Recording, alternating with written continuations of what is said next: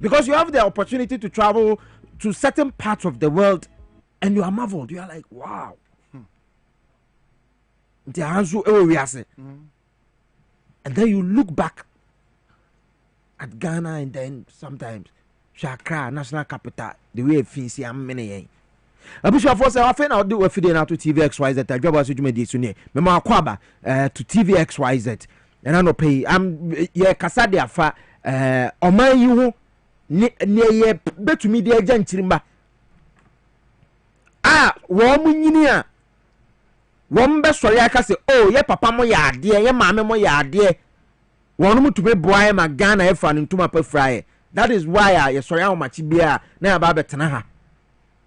Because omayi you will problem kitten bi afena sa wo obi a o pesa wo kan no kore pa wo be hu se nyame adom John Dramani Mahama ba wo ba ye Alice watoto niema dollar from 17 now it's around 12 or 11 probably. It depends on where you are getting it from.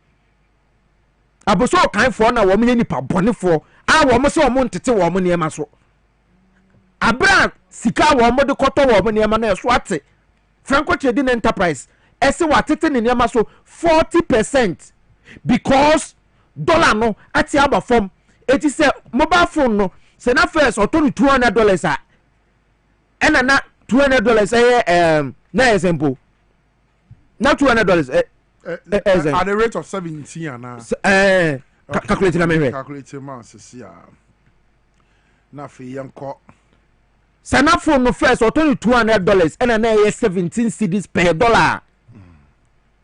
Calculate na me.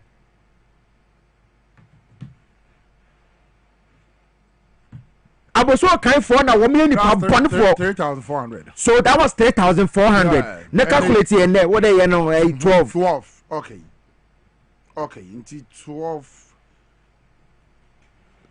I 2,400. 83,400 and then swati about 2,400.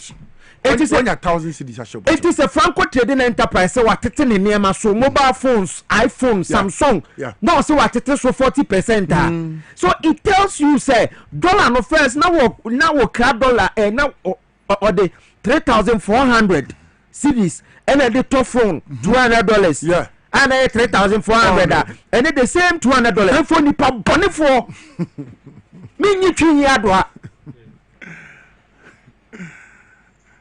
Piesie Okrah and sometimes nanse dia omudi misika it didn't when you have no pay. Oh no, and yes sir, but probably somebody is even buying spare parts and board they crash no. Yeah. Piesie Okrah base just the parts boarding. It's no there. But some people are paying huge amounts of money, especially Obia Avian engine. I say no go to engine, and Obia the gearbox. I say, but must say, and I see the money. I'm so I was so kind for and try the done here. The law should work. It's a free market. No, so last time no president didn't come on. Also, there's no price control where you bet me the American. And I make sure say a free market. Yes. Ghana ni mrebia e betumi ahye obi. But you see, say any man say phone way na wo toton. Na wo di $200 and a cotton your friends at 3,400. Then the $200 no 2,400. What's the main phone so? Adentia. Eh koro no enra Sunday wo mu nyina akwa sori. Friday nkamofo na ewo mu no akwa sori. Serious. Sanko Bodo. Serious. Sabre baby anko mine mu ababe no. Ya pomo cha. Musemo. Hey. We mu so ya bentina makanko ma obi anko heaven. Koma. Heaven be wa tra obi. Obi anko heaven. Oh yeah. Puto. So we can say me metimi afo so sa kwan so because any party me man na need da ho edi boni. Ade no na wuto no $300 na $300 near over 4,000 and then the same $300 no and the number is 3,000 it didn't tell you to so that time $300 near 4,600 4,600 and then $300 no and number Mr. And number 3,000 almost 3,000 Eti adena na wo tono win around that price. Eti what is about 3,000 na aye den. Adentira ye tena kroma chese aboso kan for mani nsa obia buy ni poponi sam ana mo we no. Moye MPP for John Mahama ene ni NDC erade. Yam politicize bibia. Again adentira say you politicize. Tama.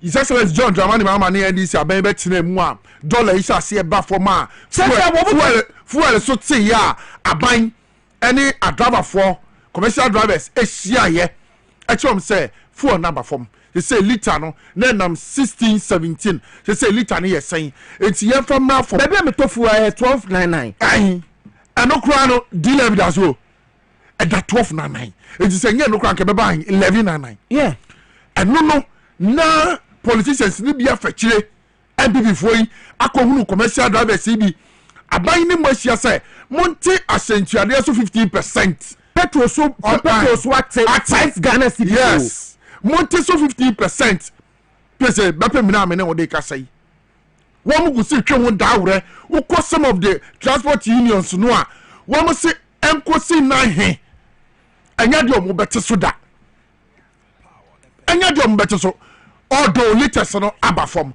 so say pese say yenya yan tie ho ase asoman timamufuo ni yenja se de ye politicize bibiara e yandisi na aba entinu yenye ni say ana yenko ni say a pese ye bebre ye beguso abre wo man Ghana mu a onto say ye beti asese kuro no ye yenya ye dia enti se eye na niema mu ye mre a ye beboa no bibiara I enjoy said your mind mu aye mre no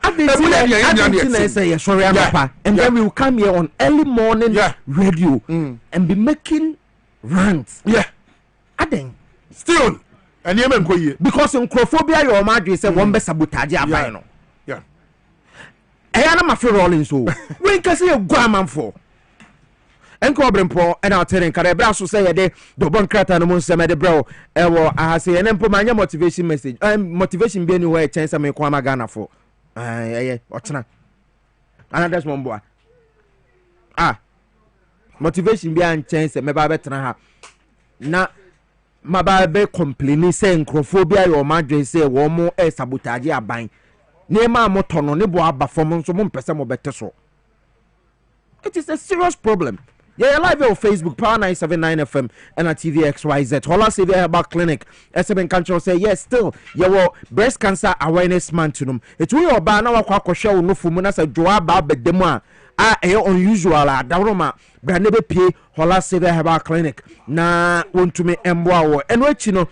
Stroke connected to na se na tata na wudi yare krono bra ho ye be your labs na fe ya hweni nyina kama pa and so the amount kidney problems na sisi yade me pa che ko Hola Severe Herbal Clinic ye wa Shaiman ye ne Access Bank ne din hwe animo Dr. Hola ewo ho a che se wa bia ni pono all the time obeti ba friend anytime asthma na tete wo koko ana epilepsy etwa yade wo ba no wo twa wo fast ni twa so what told you crowd the fanoko obetumi ahwe no menstrual disorders and afa sexual weakness Dr. Hola ebetumi aboa and pay yade bi etete wo bia afre Hola Severe Herbal Clinic for docs is here 05766566658 05766566658 05766566658 and 0200 623 038 0200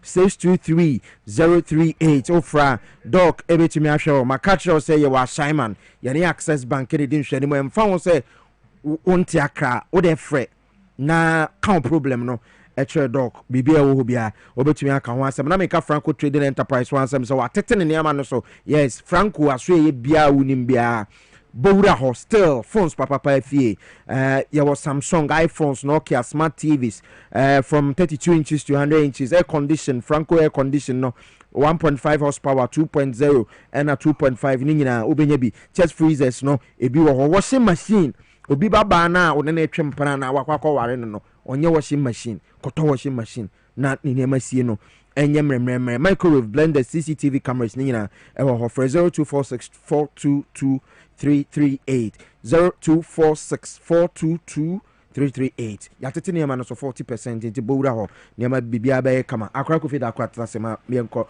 na yenkofa eye do bon krata no monsem no enso enfamro over the weekend accidents si bebre yet here accident once and then people will be driving recklessly. Careful so you overtaking both the driver be overtaking no shiaka no ku obi bakwa oku obi kunu kwa oku obi yire kwa. Why? It's what they kwa no wompe.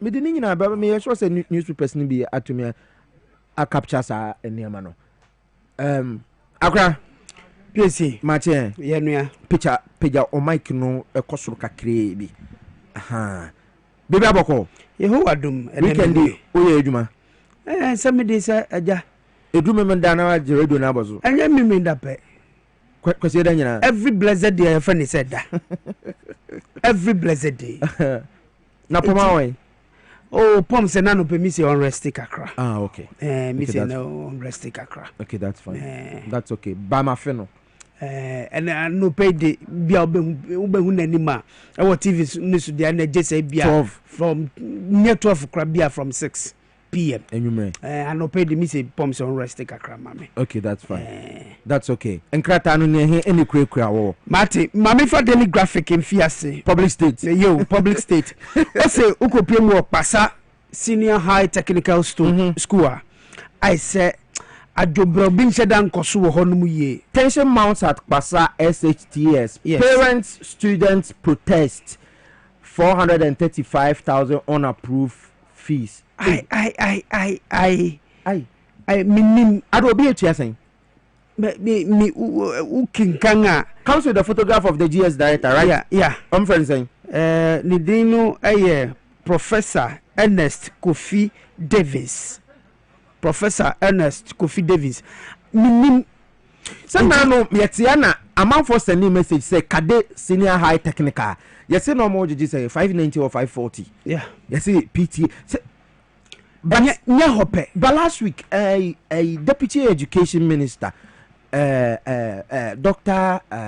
Clementa Park edge statement by ka say sanya man wo mo ebe investigating na Oma check this one. No nye kedepe enye pasape even in the Greater Accra region, and the reports are many.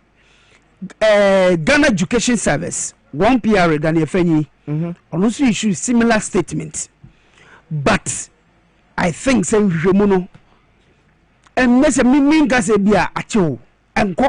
So what is the GS director doing? Because that is his job. It's what's your friend say, Professor then? Professor Ernest Kofi Davis.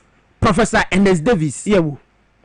It's sickening. No, yes, a free SHS. It's free SHS. No, what the answer say? Obanu koskwa be mani gari shito Milo. And I say be a your friend say chocolate manasa one Lipton. Now often come na. Sardine so a banny na man and entire a manner what check and a manisha a mema esha white and a khaki na school atade no and no minim say abana fa no so waka yeah and to dey an say man white shirt bebre na man khaki ensu bebre na man mpaboa and sandals asa no anko me mu say it is secretary na free I don't know me say calls from calls from Ebri, calls from Pisek Legon Accra, Pisek Laboni Accra, calls from all over the country, and yo I did some crazy. Why the Ghana Education Service all of a sudden what's the way and these unapproved fees what would DJ Munyi headmasters na there. Could you believe he say? What are they waiting for? One of the parents didn't back to school because the parents have evidences and they are ready to testify at anywhere. Yes, and these school authorities no back okay, you will be biama obano something small for we the teachers. Something small saying. How? And Piesie Okrah, I didn't go to me. Haruna Idris honorable. Ban secondary school can yes and come me. No, you May obi abetimka. Obi abetimka. But nipa he and obekasa. They shouldn't be timid. Send your mimitika ma. Say police ni beka so obeje driver ni bibi kakra no. Nipa he no obetimi atena ka mu a police ni becha obeka say yenye ohwe. Uti ase wo ube dede ubekasa ndi na how many Ghanaians no obetimi aisa no. Yo me de dem bia me ka kire mo aban no esa ne man kitenkete we Bible say say osi bobe tro no. Me refi say no otika. Bible ni di minyadi o. Oh sir. Was there any man kitten no nesebo be true no? Ayo. So education minister. It is these little things. Never say abayo. Wow. Na Ghana for bofu say parents ahodo a wo do wo ma akọ suku ayagiju omu sikanya wo mbuofu o. Abayo no montena you people should not sit aloof yo. And only I pass ho no say no. Say answer no bedru pasa. Won akon suku anye they have a very terrible road. Say Ghana for all. And send a wombo. I don't do honorable. Please, Director General GS. Moon found say and I'm $1 above from and I no. I'm my way. Yo, 2028 is just around the corner. Yo, and yet, Saturday Cosun, yo, one more than one you want to Piesie, yeah, India Bicyca, GS, and some heads of the form that me. I did back when what me say, I didn't hear simple. Yinedi. Yeah, I know what passa unific passa Vanuko, Vanibra Grand. Dabi, Yinedi. Ah, why? I mean, come and name. And when you are some Cassana, no daily graphic diaba, call newspaper for Frosso. Daily Post. GNPC reaffirms commitment to operatorship at 2nd annual general meeting. Ghana National Petroleum Corporation. Ena womu akasei. Womu ese. Ene sene wonga juma ete. Sene wonga namo anamuntu ete biano. Afi we wonga konhyem. Enti won se wo de wansi wo se wo besum. Ghana fu nyina eye. Ewo Daily Post. Asafo fena no Daily Post odiaba no o say Vice President Nana General Pokwajima unveils and lead Ghana Grow 24 initiative at Norman Dialogue in the United States. Ghana man panyina bedi echiri obifu Nana General Pokwajima na no kopemu Iowa America man emu on Agric Minister Enokoi honorable sebeye na agriculture betumi akonka ye yo enoko kasa ewase ewo na no pay Daily Post or the kusem aba we will not tolerate long hair. Education Minister Idrisi issues time warning to SHS students. Ochem say so be be niti okay menene nya adwen wodi ni nya adwen wadi nkyere nen mo wadi nkyere nen me ba duru ha sa time no na sa nkwase amra we na afiri ho me baba no odi ni trimi ebe ko school mebo mo Piesie wadi nkyere nen me se menene nya adwen mo but mamika se minsu nkyere me say useless your friend directive wadi nkyere. He is the sector minister near Wakane. And an opinion but it is useless. Mate by wadi nkyere.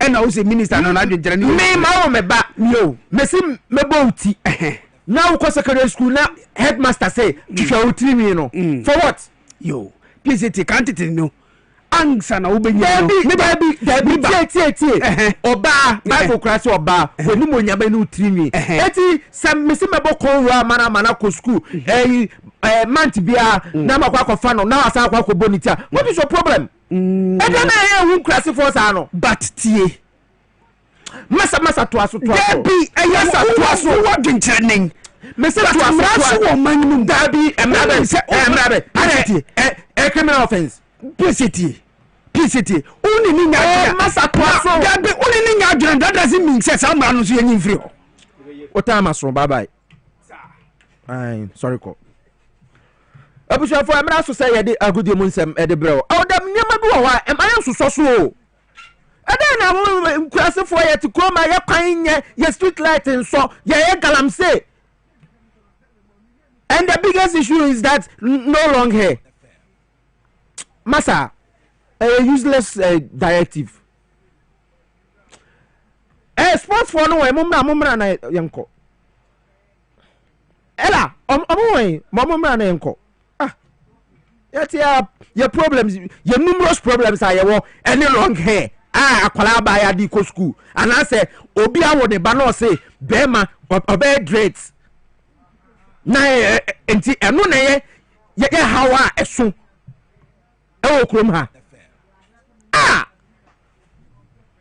Medimosis Diagnostic Center also in culture say all kinds of laboratory services, including liver, any kidney function test, and cholesterol profile, full blood count, and a prostate specific antigen, urine analysis, blood and urine culture, and a sensitivity, digital X-ray, dental X-ray, and a fluoroscopy. Your dental clinic, Medimosis. Can you say Medimosis for 31 good years? And I started here. Yes, I dear. It's your buy any net. Yadia man from Kwansa, man for your dear sir, 31 years in ye. Into Koha Mensru cry. You are dental. When I show a case any power. A dental police divisional command no, and training eho, and I your for 0503494885. 0503494885 and 0244068447 ofra doc ebejo so na onewo atwetwe enkomo ye ebraso say ye de agude mu nsem enso edebra ewo ha kodwofo su fan de atenase a wo de agude mu nsem na ebra wo ewo ha say ye ko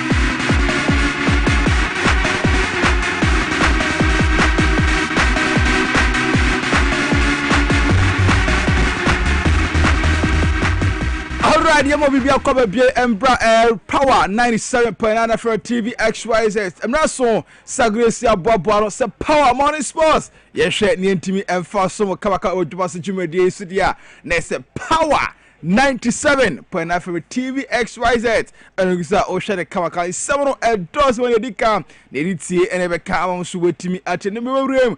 The Black Queens of Ghana kai said omo chema ba ko training enya de so be training esa se penifo edu omo ka ehun sem ebe basa so be ko the Ghana Premier League the only league that matters and rather matches ni bi etimi ekoko so kama ye de hun sem no enso ma coaches ni bi etimi akasa ukopio Nations FC a de some head coach Kasimengo and assistant na omabom na situ after some win a victory ba enso ya pamo hun sem ekwekwe de eba be e will show someone on so there top European leagues ni nyina etimi ekos the El Clasico etimi ekos kama ema winu etimi ekwede ho sem eba awonso wetimi atibi ne mo sene so se Roger Emmanuel the sports monarch justice ebotela the boy and afebe one team edi mebo ebomachiro se producers na miamatena say ena no pay me 7 prometin I'm so in the prince himself F to the A and DY Fanti Mama Shasana say not me from Madame Shas from the Black Queens of Ghana Kache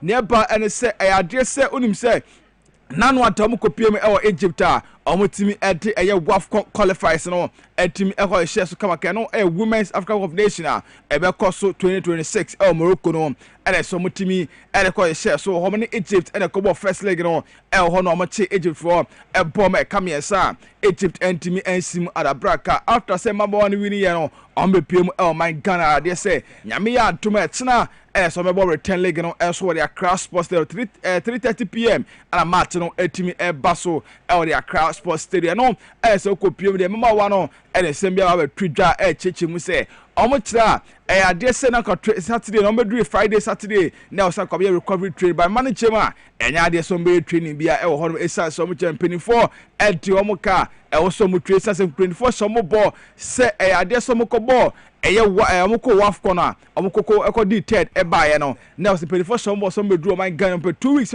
pe ade so mo do musika e won bonuses and allowances no ombetimi e de amom se ne be ya omokoma e be tom ye no e say manu chema up to now omusa enyanka scan nya say training camp no ombetimi akoye twe na nyame ya atoma akina omasan so esia kan no ede ma man Ghana ukohwema ye information HS sika o sempinifo timi twa ede ma girls we no ukopiem ya eno $9,500 and also mutua ede ma man each player etimi HS ne be ya omo bonuses ne omo allowances a akem no yetimi etwa amom na after that no imano ede sen kakra ba betudwa echem akasa ede afre Ghana fo nyina so omo so ma se nyame ya adoma are se china game on bebo no omombra park na omrame support om no Black Prince for omo players ni bi etimi ekasaye ede fa ho ede koma Ghana fo nyina.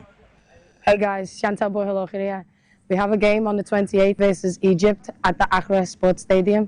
I'm looking forward to seeing as many faces as possible in the crowd. I'm excited to perform my first home game in front of all of you. I'm looking forward to it, so I hope to see you all there. See you soon. Namaste. I'm so excited to be here and to be able to ask our fans again for you guys to show up to our game on the 28th at Okrah Sports Stadium.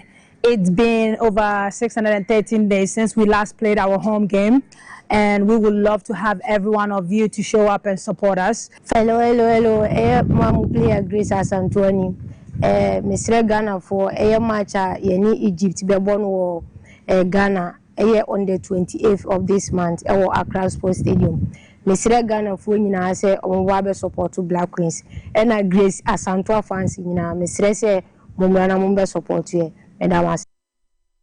Etiano Asa compare the Black Queens of Ghana players ni bi e dey atuja omo hwe se nyame ya tuma Tuesday omo ko jinema ombeboa obi ati akokara support no akọ edema mpelifo chema ade se a free gate obi a for support no from the Black Queens of Ghana is say gate a free gate ana mo bie obi atimi akakọhwe bi enso ehoro ede ho nsem no eti amount efiri no na yenkonkopie mu dia na se yekọ the Ghana Premier League, the only league that matters no ukopie say and results over the weekend no and so etimi ekwa ukopie mu dia say and etie aya say shall Friday Heart of Lions na fie etimi etibasaka Holy Star boma kamensa emomo entimi ensim adabrak so Saturday no and also ekwadwana Stars eti Dreams FC eboma kabakwa amonso entimi antina ukopie mu Sunday neria say and ekobebie ni Go Stars on has folk and the ball across for the 2-2 and so ewo hono Africa United echi Brichemi United eboma kamienu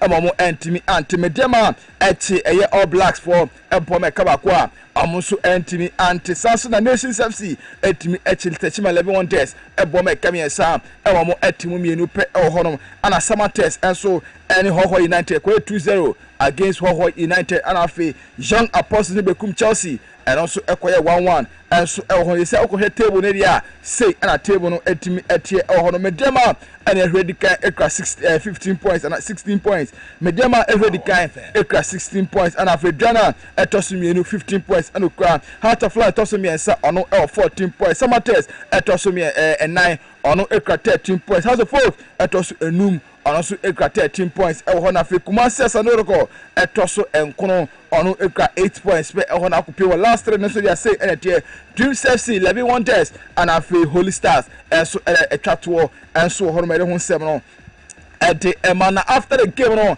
and also kopie my head coach at the Mahasfo Apanity at the Masaudi Didi Dramani Okasakra at the fat game no echimose na ade say game we dey no be go sa game no na tanto at the Mahasfo na Osaka Hasfo e we ni game we esunema ankoye. I think no, we definitely should have won the game, hands down. First 15 minutes we should have we created some very decent opportunity chances, but I think still we need to improve on our decision making in the final third to pick out the right options at a very decisive. Coach Didi Dramani and attending Kano Viano and Uncle head coach Eddie Marabiani Go Stars and apparently Eddie Nanaya Amankwa and also Ekasakra Edifa Gamer Amorino Chemo says the folk for when say ban counter 1 yard or and I want to come also a UCA and I'm the winning has folk for. Yeah, I already told you that our boys are now picking very well, and we know we are going to do well in this game. So no wonder they did well. Yeah, we know that second half we changed the strategy, and then we know we can break them when we get the ball. The counter break will be very well for us. And that is why we employ. We know that they are weak in countering, and then we just take our opportunity from there. Etiaro Severo Etimi across the Kawakana after the game no player Otimi Eti the most valuable player Brantoni Ede Samo attack Kumi on also Kasaka at the fat game on Afegua Otimi Eshere quite fast wa Emani Timi Eshen 2 goals nina Editia Hasselfolk game plan nina kan homa game plan intino so first half no mo hu e wela so second half no be hu mo de mo boy e put into e call dressing room no the coach catch na be in second half. A team work at tiny training grounds. So they were rounds now. Number one, no semi cutting. I'm co-finishing team. I say training grounds. A brilliant strike, mommy. Say cut back. Minimum say definitely no back at time back. For me na practice sanu mo we na. It's definitely do and I say back at back. No say me share chirima na me cut. And I hope say on penny for mo nim ni o mbe ya me ma bibia to ya mai. Too early, you know. More Etiano Samo atakumi tuja kama also na ukopiemo our Nations FC dia nearby and say after say Nations FC timichi all-star ball me come miasa omo etimu mienu pe ukopiema say pay for echima stone and money mono and koye and for us ukopiemo our leg log this Nations FC atosu edumienu 12th position and omo timi enya and 8 points per and omo timi enya to chema ade so mo head coach Kasim Mengo and afi ukopiema papa ne din ukopiema papa ne din and so Eddie Johnson Smith ono assistant coach at the man Nations so mienu nyina say Nations for chema no our party ways kama almost ejema and so Eddie ato no essence last season and this season performance no omuchema ebo bra kama enso ehoroma yede ho nsem no enso ede emana ukopi omuchema ade se mutual understanding omienu nyina na akobenkrom ana omutem ede adwuma no enso ato na afeso omuchema this season no enema enkoye ede man Nations after say match day 7 no Nations FC at 12th position obasa so nya 8 points pe ehonti nyoma enkoye nti ometimi apamo na ukopiem a ade so mche coming weeks na ede enim no let's say enche kroma appointe new technical team about the Nations FC awebia etimi akonkan enso et amom na coach Kasimingo no 2023-2024 season no team ebefa Nations FC team na odi omokoya kama ede akodu sa bewe mpedifo chema omuntimi no enye adwuma ewo honoma omoniomo apart ways ewo honom enso eho ensem eno na yemfro no na yengina wesu na yenkonkopiem ewo no ne ensemu na yemfa story so dani eko endrata matches ni bi etimi eko so top European leagues no ni nyina etimi eko so kama esase Saturday no say ene team eko ukopiem ewo England ya Chelsea the Blues etnefie Emma Sunderland cheno ebone kamienu a wentimi etimu bakope ewo ho na Newcastle ekwachifu ambone kamienu Emma no etimu bakope ewo Manchester United siade omasa asanso ba winning track in so 4-2 against Brighton Hove Albion and so ewo ho na Brentford etnefie kwachi Liverpool bone kamiensa Emma no etimu mienu pe endata say ena no so etimi ekwa Bournemouth etnefie Nottingham Forest ebome kamienu Emma mo entimi anti Arsenal ekwachi Crystal Palace bone kabakwa wentimi anti Aston Villa so kwashe Man City ekabakwa wentimi anti Wolves nefie Emma Burnley etine bone kamiensa Emma no etimu mienu pe Everton nefie Emma Tottenham so etine bone kamiensa ono so entimi anti na ukopiemo La Liga ne so dia say ene tie Girona etine fie ene Real Oviedo ekoye 3-3 kama Espanyol de Barcelona etine fie ekochi Elche bone kabakwa ono so entimi anti Athletic Club etine fie Emma Getafe etine bone kabako Emma ono so entimi anti Valencia etine fie Villarreal etine bone kamienu a wentimi anti Endrata Real Mallorca etine fie ene Levante ekoye 1-1 Sasuna Osasuna ene Celta Vigo ekoye 3-2 against Osasuna and afi Rayo Vallecano etine fie ekoche Deportivo Alaves ebone kabaka wentimi anti big gamer etimi ekoso no bia ni wo ho the El Clasico Real Madrid up against FC Barcelona at the end of 90 minutes Real Madrid etimi echi Barcelona ebome kamienu emo etimu bakope enso won say the points no Madrid etimi ebiemu with 5 points enso ewo honoma yere ho sem no enso edibana after the game no coach Xavi Alonso and the second cry etumja echi so na motivation no ewo suru ye person say before game the Barcelona training ground dressing room on the place din komo ye pa coach Xavi Alonso ne sem no ebini No, I don't know if it was extra, but the team was very motivated. We had talked about it before the game, how important this match was, not only because of the 3 points, but also because of where we were coming from, and what a good game and a victory could mean. And I think all those conditions came together.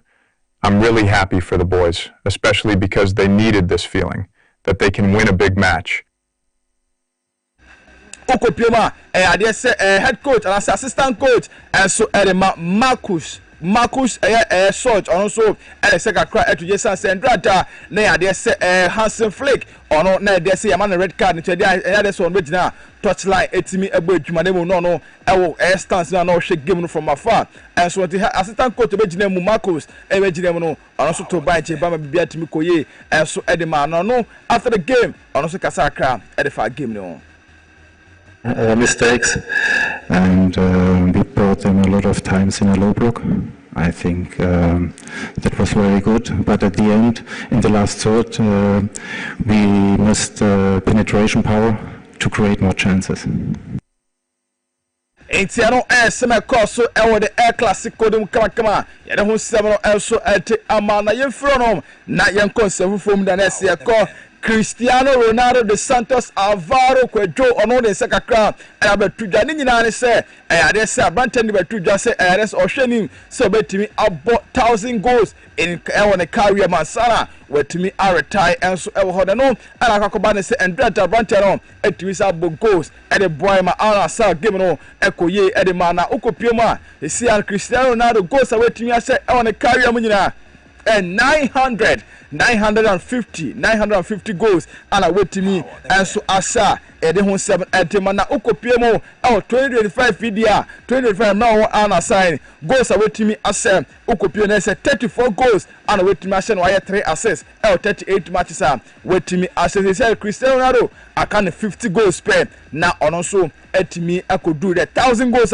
or promise say say ansana with me retire no and ho ensem enso entibegina we so na ye de agure mu se boboa no se eye power morning sports na ye de nyina enso ade asi e wo hase na jobaso jubedie no enso ato aso ade ama nemo se nso se Roger Emmanuel the sports mona justice sebotira boy and afaba one team Eddie Maple ebumachidom se producers and of course me am send the bromitin I'm so the prince himself F to the A NTY Fandi bare ekono mame fan check say enko efoma someone na Kwame Asante snaka one ono so ense train no pay o se ohwe someone na Kwame Asante en check say enko efoma ye twa ho ba ya pajo wase jubedie no to aso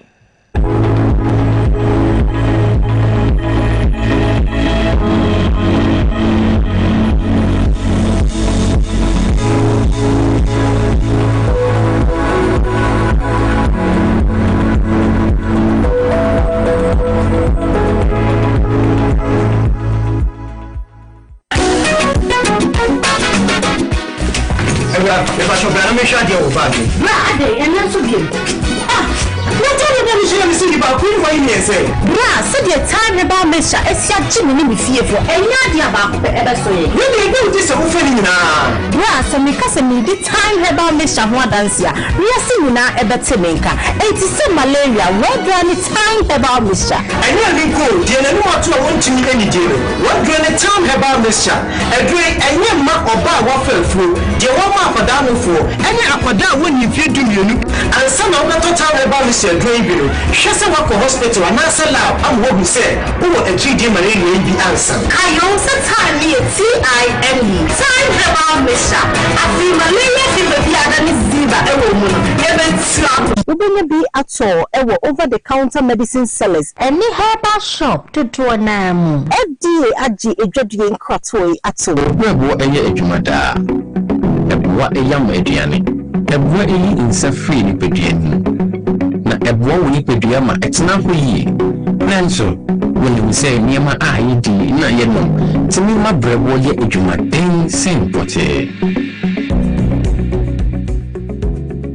me brebo ye adwuma pa e bia se se ntumi ye bi bo am brebo ani Then waiting what the lift it from the Moses Clinic, we have our center about herbal food supplements. What sits it? The barber go. I'm not a year, Jumaji. Fatopa Yanino, I'm a panny anyway. Now a bomber burble ye Jumayi, Sunny Baya, a bit young a journey of woody, a sissing the journey more a new thing singing. And no, I'm a burble Open your lift kid or pharmacy, herbal shops, new supermarkets are a bell. Sawopa do doors way to up. Fresh 7244 06 8447. Lift kid. One would break war, one will look at you. A dream and your martin for the ma emma or man for make them before our 1 year in few do ye. FBI G. Bedi Cratu Atum. Now, again, I obey ya, but that for my son, your food, Oh, Miss Entry, also I rear titty be very fippy, now so Niamun Yonoda, Semicho, no who do a matter, me no share, a young mama. Nini, say, what also time for Haxa capsules, any Haxa mixture, Yanum Bom Kutia or Sanubia Mano Anum, and can what on da also drodi, and one Haxa capsules, any Haxa mixture, and come into also a cura, a toy funo, any and sunumu, etina we yefunu ekekawa, what you want any, also a to me, Emma, we checo, a bra ready di every. Somehow I also there, compare Haxa capsules, any Haxa mixture, Nanum Bom, now who abato. Pedidua, ko Okanshi drug lane, Kumasi Dani Hebal, Takradi AA Mensa, Anafre 02038228555. Appeal for about Tanya Wama on more friend for any more friend women feeding you no encounter. Haxa capsules, any the mixture. Also time for Adi Aji Edwedi and Kratui Atu. I hope you will say to Bibia and the Bibia Pabas from Okrah. I will say, I'm never in a how. You are never my Okrah, we get changed now, and get to Bray. No, we come for long age clinic Ghana and Fama. I'm quite another Puma. The baby grew as some Yare, and all nonsense on Subanibia. I will say, I will follow the Puma, our long age clinic Ghana. Doctor, you are door, I'm Brasina, who farmers from Okrah, and I show you from Emma Botono. I will say, who are the Puma Hasia? Yes, sir. And now we are ready to say syphilis, gonorrhea, candidiasis, the other people are see a friend of fights. They are not any ever has said. I will say, we are Bema, we must in any more, we see the white man, and you know more careful now. Long net clinic, Zebra, not that we grow and all now so said Bema Mapa. So this is your bar, and that's how I look for the Babu maybe. Much not bread, but we came our long age clinic Ghana. Now the tip of first. I will feel at the far mention in the soul for Coffee. A better trade in the Yare, Alan and Daho. Madame for good band in Chile, they introduce you lineage to the Ghana man. Then the 2 on the morning, the coil and the motion, and everyone would do, and let the heart come to wow, show me the leaders was the council lineage to the Ghana man, so you should try a more. Assalamu alaikum. Na zo don ga wasu bitine amma ciwon da na zo da shi ya ga an kiriti na samu sauki. Bisa duk wanda zai zo musulmi duka ya yi kokari ya zo na wannan asibitin ga zai samu sauki da saukin kuma kuɗi ba wani caji. Insha Allah da samu sauki. Hello everyone, my name is Dr. Maxwell Aziz Musa. I'm the founder and senior doctor of Lineage Clinic Ghana. Our mission is to provide you with exceptional herbal medicine treatment and holistic healthcare to all our patients. With our team of dedicated staff and innovative treatment, we are here to support you to becoming a healthier you. Thank you for trusting Lineage Clinic Ghana. Lineage Clinic Ghana, your #1 healthcare expert.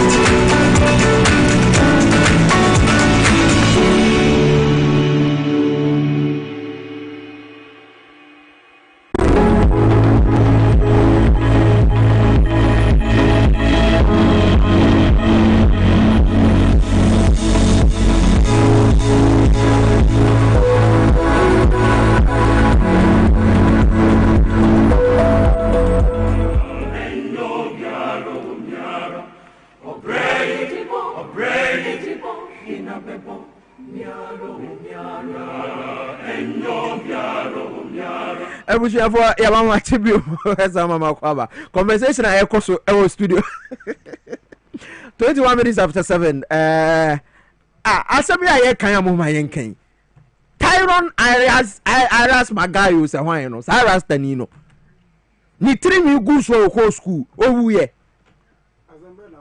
oye ne rasta no ene owo US scholarship free bonto eno di ko school wa bin wọ́n mú kọ́ AIS ẹni GIS ní one international schools no wọ́n bá bọ́ ọmú no wọ́n mú kúrẹ́ ẹ̀twa ẹ̀kyẹ́ ẹ̀mú àmọ́ wọ́n àbáyé school náà mọ́ mọ́tò ọ̀sẹ̀ ẹ̀nyẹ́ beauty contest. wọ́n náà wọ́n kọ́ akọ́twọ́ BC ẹ̀yẹ friends ẹ̀ wọ́n kọ́twọ́ wasi no wọ́n kọ́ akọ́ yí agege 30 ẹni 25 ẹni 35 wọ́n ti náà wọ́n twa ẹ̀ no ẹ̀na ẹ̀yẹ́ ẹ̀dẹ́yìn. Edi na colonialism shey tirimu sa nyanya fo ahudi o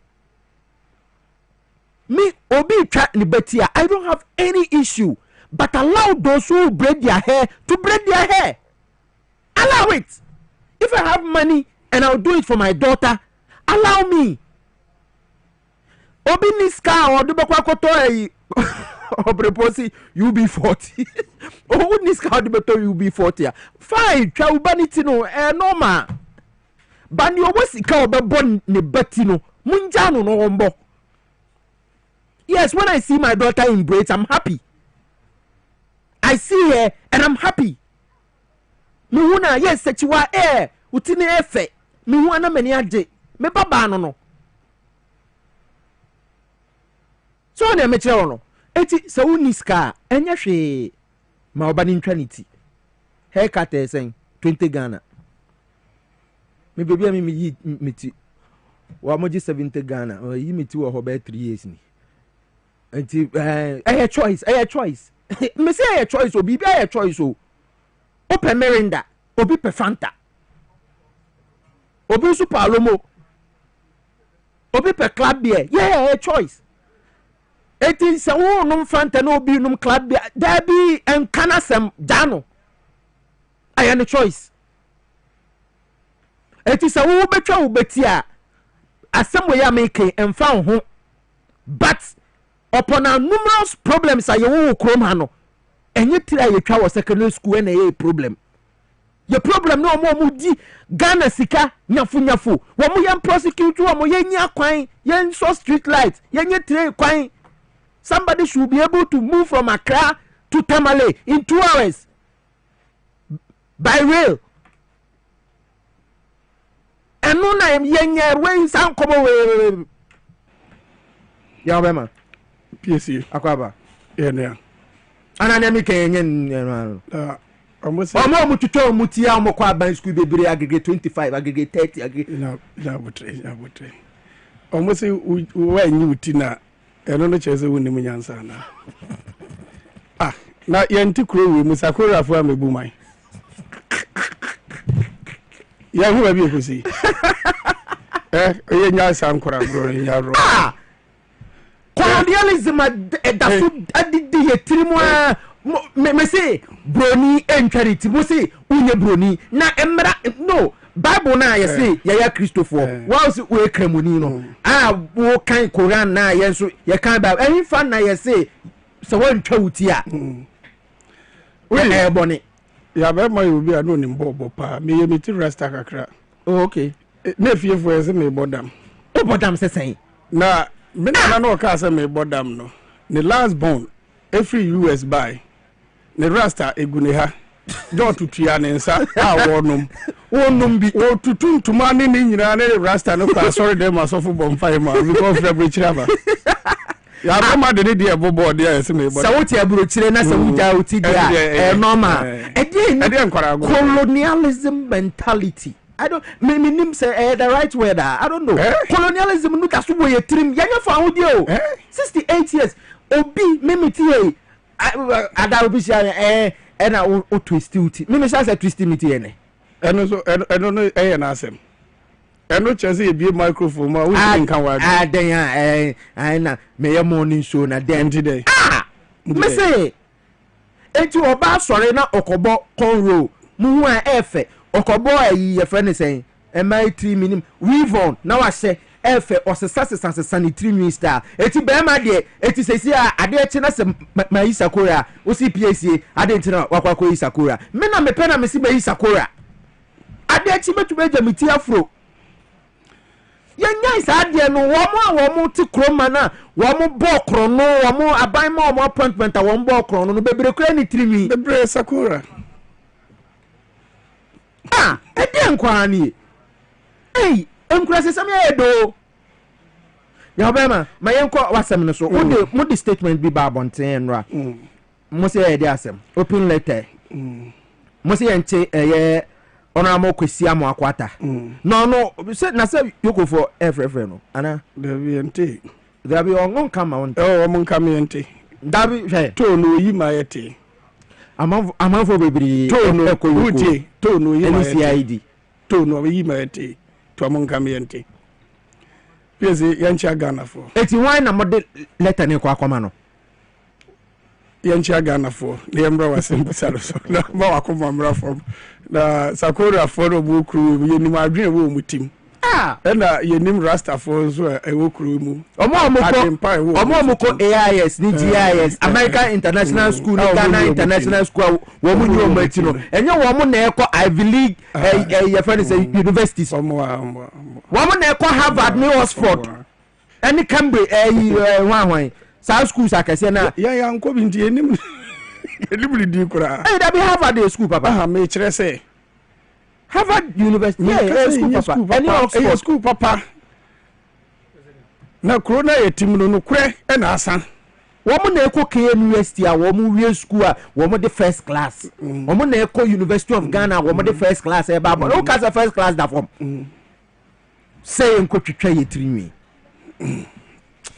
honorable Harry na do so this one kwa there oboa emfa na yentimi teste emra no nso enhwe me lawyer ni dia nka mesiu no na ya kwa ko pe ebia interpretation either say Supreme Court or something ba menya lawyer ni minis council me de betu lawyer ba me lawyer ni bia oye madam fo a mene yi be kasa hade me ma lawyer na se me onuafo a omoye lawyer fo mene kojo mene yi be kasa kojo osafo mafo be kasa hwe o kuma se ede enkwani ya mama yamba no so to no nsensem no aban se odeba back se ne be ya ebetuma generate sikade amayen na ye dey repair your roads repair works no ya dey hu hia Ghana ha kwan bebre wo hia repairs chain say ye ko akwa ye kwan na mo say ye nche kwasi akwata former roads and highways minister monsem no ene dey my initiative for Senate kaka no na acting national chairman Asunaba Nana Redu commercial transport operators chairman anopai salute na Piesie unua ye kwaku say menka ncho say jai wasem e che Dr. Kwaku Asiedu oso du unua osi hu na ene wo na wayira oso menka na san chiro doctor maka onkra na wi eno de aka yo no unua Piesie asem oso menka ncho say jai wasem unua wosi wunim ba bia wonua wo hwehwe na wo na menka ncho say de wo mom no wayira waya Dr. Kwaku Asiedu junior so wu no Kwaku Asiedu no as menka ncho say jai wasem wudi wunua ka tan se me frɛ na won fa eya ye frɛ wa fa fie wo hia se wo be frɛ na nsa da be no so me was wunim ni fie ni fie o fa me nua wo nim ni fie me so on fa me nko ni fie da ka tan se me se we nua papa be wudi wunua wo nim da bi anya office no office akowai ya se ma ye kan se owura kwasi amu ma ne fa ne ho ma no pei owura kwasi amu akwata yesre omampanyini yoko CID special prosecutor de ye engineer ndi ye nka nasem enka ye nkomo no na omonto nsan frɛ kwasi amu akwata no mechire nsemu Piesie oyi to ni free ho no 2 years abro wore emfanyina 2 years pacha wo bua wuti anopai wo hwe bi aboa yen ne mu nkonta kakra bi emfa a car wa me abo past 2 years yi ba so yemboa wo yenkonta go Piesie hwe sprinter bus ba ko trotro wo den kasa trotro ba ko apply tema to La Paz echo 5 times a day 5 times a day no 1 cedi go 1 cedi come enti in and out enye 2 years o omo cancel toll no in November 2021 good 4 years ni what a good what a enye 2 years that be 4 years ni good what boy 4 years Totra echo I have 5 no 10 Ghana cedis good 10 Ghana cedi no we patch 30 days e beba say 300 Ghana cedis right baby aye adwuma ye wo trotro mako 110 today any 10 in free was say ebi say ebi abre enti ye megina 100 enti a day no month no mako ma 300 100 remember say 300,000 Mpacho ma say 3,000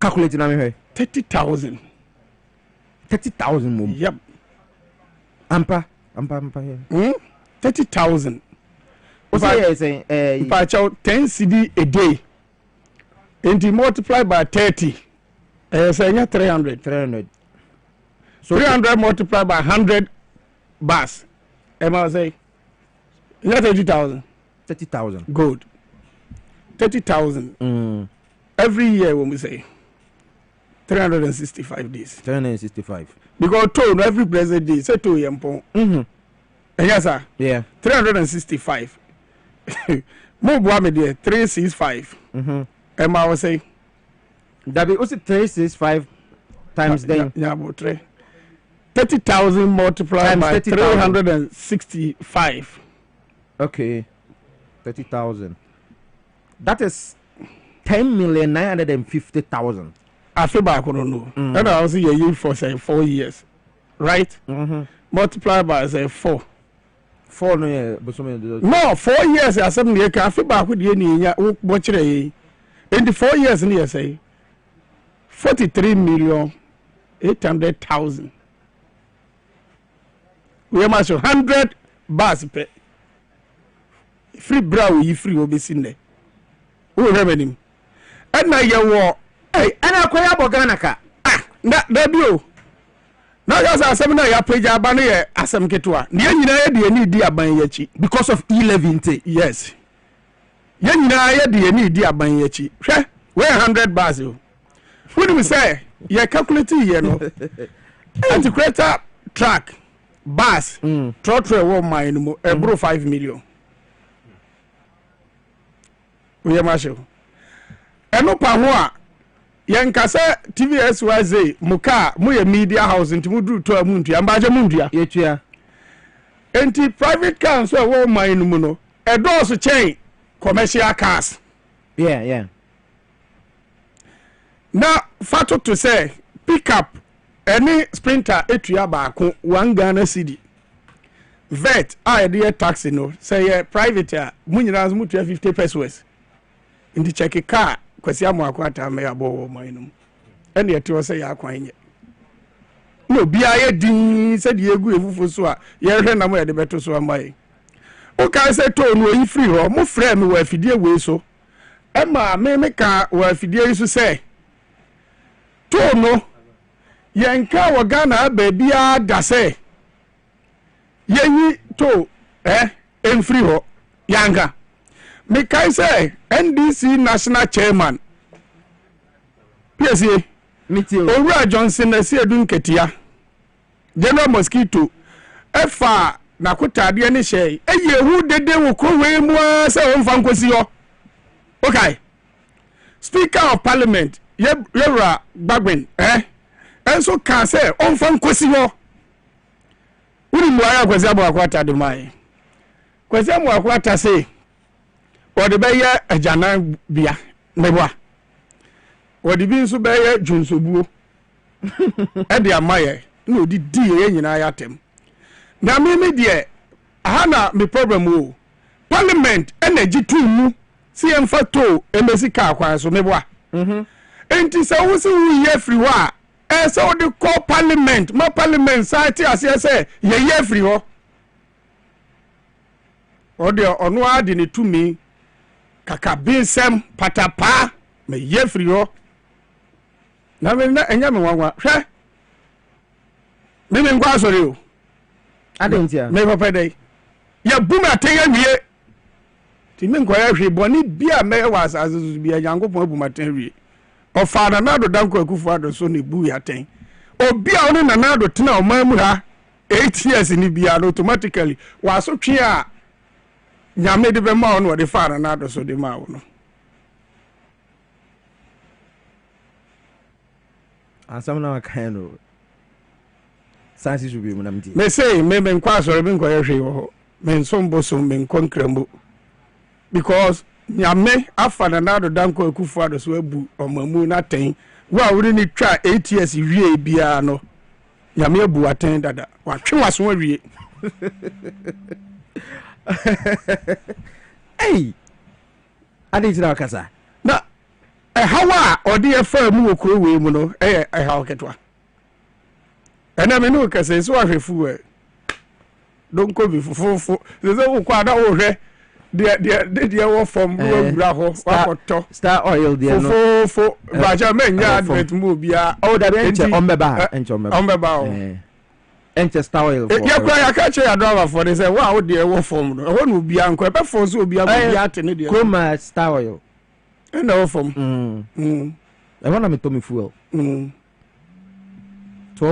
baby 12.85 baby 12.90 and I catch on so momra station near no munidwa to say omo bie stations ni bebre utie omo ma mehu ye near no munidwa omo ma mehu mo say yes near kan che ya driver for this obi anko to na some beti ma catch omo ye ntimi nkan because the whole Ghana away about news mo the whole Ghana what's the filling stations no omo from oil marketing companies OMCs the whole Ghana e omo ton fuel chain obia se so omo na number 1 good star oil and the papa so okay and the yati but we news mo nya do mo me chire mu nchire we news mo nya MPA for and can say yati ba yenti ndo mo me station ho na chire mu nchire na wo ya driver ni na onam na pefu ala efo ai no just ayen so na efo na enye papa ndo mo ba be chire se so na number 1 o ma twa so ya na twa se nim Piesie enforce me ye hu da bi me ba ma me coin hu na oni mo abi ni nim me ba on ba do be chire mu na afi ya ti o ma se ana anya sa me ba for now de nim eninti yeda o mampanya ase se wa boy o sa kwan so nkono so on say na anu MP a wo trobo sa awura no ni o ye dede okuro we mu tama ye rezi se nsawam eya poku ase kwan no enye no na ode na no atumbi maame wa ban na to ni bisi o constituency ho ena wa ban etutu kwan no so nyina na oyi to ni firi ho ena oja ho koi oho na ode atrimodin ene otan se ebu man a ehun sunsanso ena uhui member amenka on the 9th of July me can we treat mama wate on the 9th of July 2025 Star Oil overtakes Goil to lead Ghana's petroleum market and we cdweights.com so Star Oil has officially cemented its position as Ghana's leading oil marketing company, surpassing state-owned Goil in petroleum sales for the first 5 months of 2025, according to the National Petroleum Authority's oil marketing company's performance statistics. Now, what can you say, no? Say, yeah, Power FM, no? You won't say Mosembo, no? Will be up from much a DC. Yeah, you know Mosembo. Ntombeba, no more de or logo, Bibia Chreye. Ye Chamo, you won't say in India. Blue and white. Maybe a new blue and white. Blue blue, black, and yellow. You need enkuta say nanka waba nanka wabe chere dey who say that dey ya chere ma chere ya driver for the budu wa mon ko na wala dey enim edi ya fa di nyasire na ya di ahun ache ye di emia ache and ye di emia ache ye di emia ache hwa mesre ma be fa wo information na me refi nkrofo ni di Jemensa omu di atawo wo se na e kan de tire na omu twa no omu nya masem yetia me se omu nya masem yetia Sakora bebu man ye hunza na obu no tie for so akoda na ma na adwen akwese Sakora ni na obebu man no twa so sa na omu pesa mu ka che omu nya ne kan sam kire omu twa so ana omu so omu twa so dabi omu yemi viewers me say omu so twa so they may disagree with me. Yes, I understand. That is your opinion. But me baby me jina hwa na me jina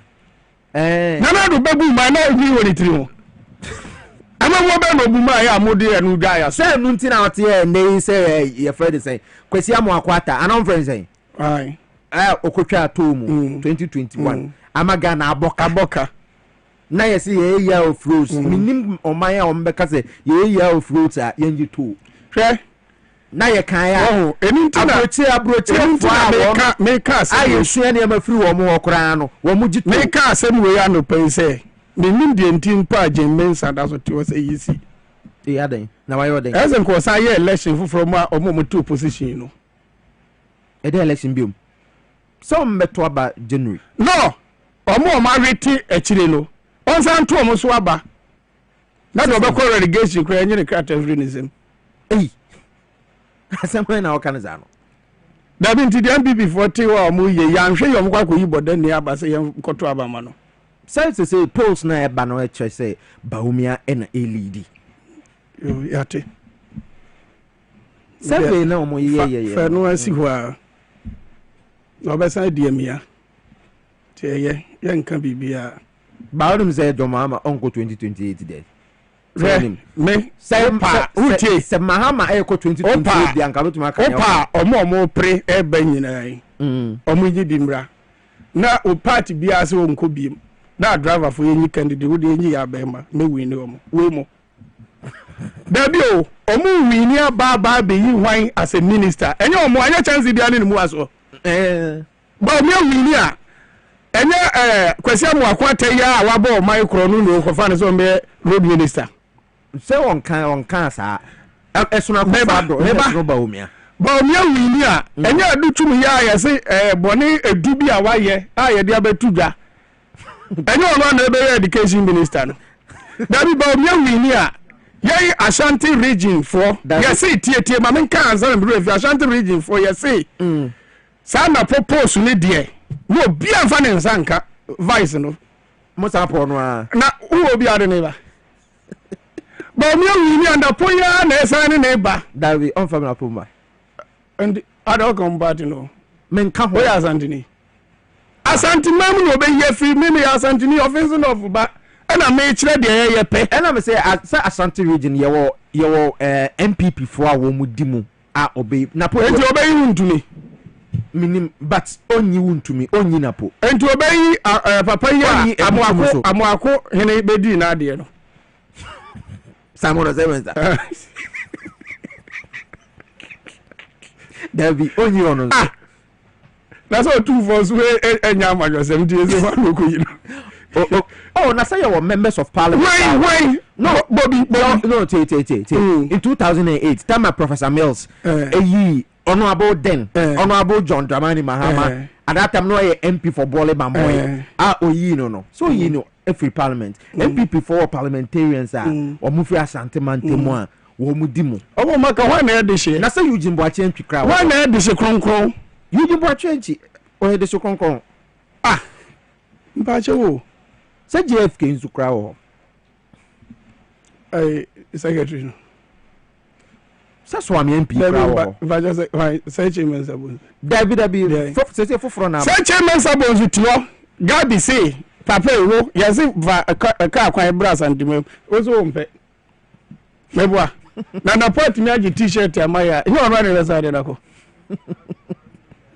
Anything, Omodia, Jamasem, as a UC quiet election for fraud. I want more to opposition. I say, or more science, CPP. Say you crowd or say, Cecilia, MPP for I or Madrid say, almost say NDC for you or Bar. I'm a vice president into almost. Don't make our Kunziana. No. And I saw Usu. A bet you ambassa. And I can't jump. There be, but I'm to me Patricia Appiah so. Why Patricia Appiah? No bad. What MP for him for no? For Rikum? Oh bad. And that you Piesie. Yeah, Patricia Appiah. Yeah, Santi for. Na Patricia Appiah on your. Yeah, Santi for ne see.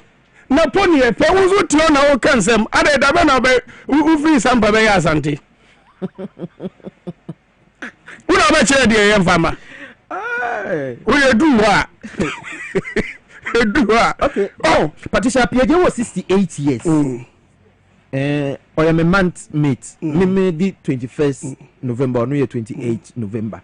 Say, MP for. I'm a national chairman now. To win the big winning.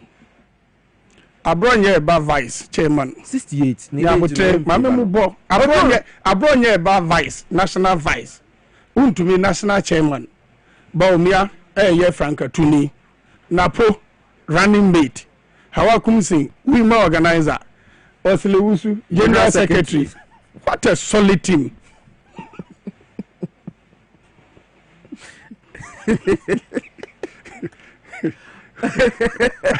What a solid team. Team is solid wall. Na team we be machine. Why Baumia. I said party na wa. Okay, on be ka to we into Baumia. Napo. Chairman to me, national chairman. Abronya DC vice. How come sing? Women organizer. Oslozu general secretary. What a solid team. But Eugene Boatwin so I'm say and the omadi kan ya ye ayina to konkonsa bia koso e ko kam ye nim say be koso na ma boss wa kire wi enti eno no be kire den eduru ha na wo ka say o man no ye huru ye nim kosoro hwe ba mi apa Ghana fo a che so wa ye bone mebua yes sir almost o money mani bi wo ho wo mo ye na say de obi power chewa na say wa ye bone ora ba mi Ghana for say de obone ya chewo na mo ye nyim free etim ye be ye free etim a je say 2054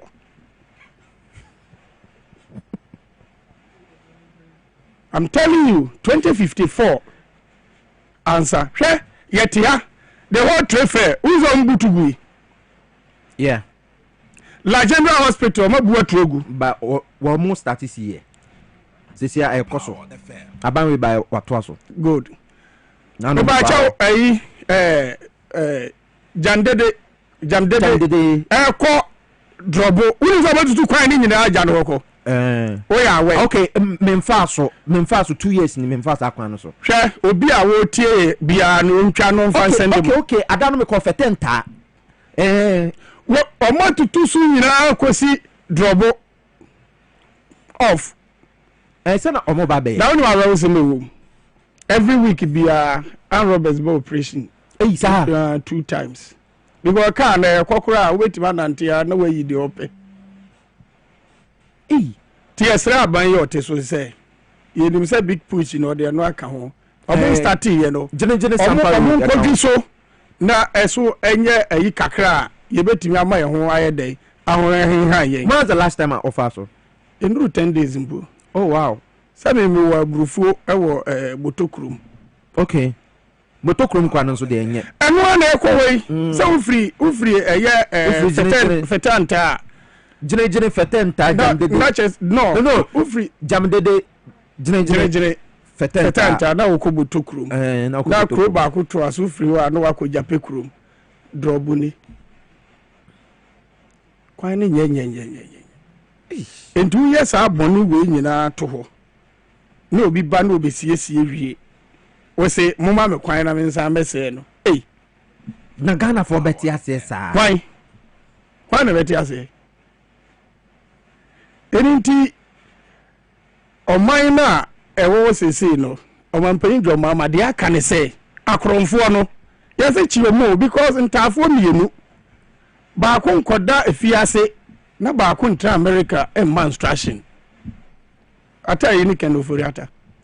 Why na atai? Na atai oria osika. Atai yeso okura tuori jinko fosika me wa nwia me de.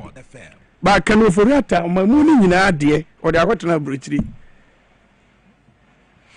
Ne minister na ne data bank no eje commission anytime bia data bank aban na one branch ewo adabraka obedi aban mu nko cheke number of branch at data bank enya mu nko cheke ba ku pe o era na ti krom a ye mu bi kura ka dada se nka aban ngunu na se no mo de ade ya te hodin o de bedi bone mo ntie power the fam na de course no ti obia emfene ni eni aban yachi na so mampan John Mama Ghana fo abufu erikoto aban kese ni se ebi mu abobokoro no so kai se abra no mu ko mu primaries ya no mu ye edu nso no national chairman NDC sata no general secretary be ka kire se akrofo du nso ekoyi kromfo panyi onso mo ntimi enyi anu so mo nya akromfo meboa why no muko yi no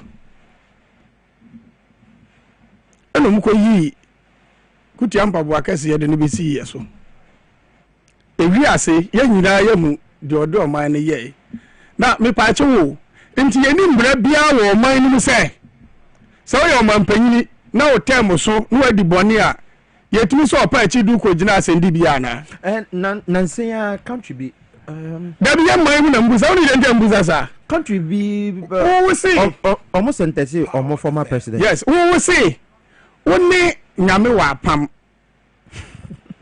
nyame apam ye do man sika na gotu amana say wa odi obotom sika back no for attack consolidated fund mo ekoyi sika debi ko si national cathedral oni awrade akwa apam se we win election a obesi asoda amano obia na oni asem ana meboa bia me ba hai me ka kire me yire se mitimi ko e ba bedru faso mu a meto cake amaw me fa TVSYZ sikanam de ko to cake debi oh ani e jai no te ho endo ado na odwira je nchia hwan na be nya hwan akufo ado also ntimi nka se okro wo wani gu ase ade ti ho hwan na nani magu ase ndi papa muni hwan akufo ado nani magu ase sese na mpacho enye nim gu ase waso ba omi ansa se owaka wa ya waso wezi wagu se ba omi ani o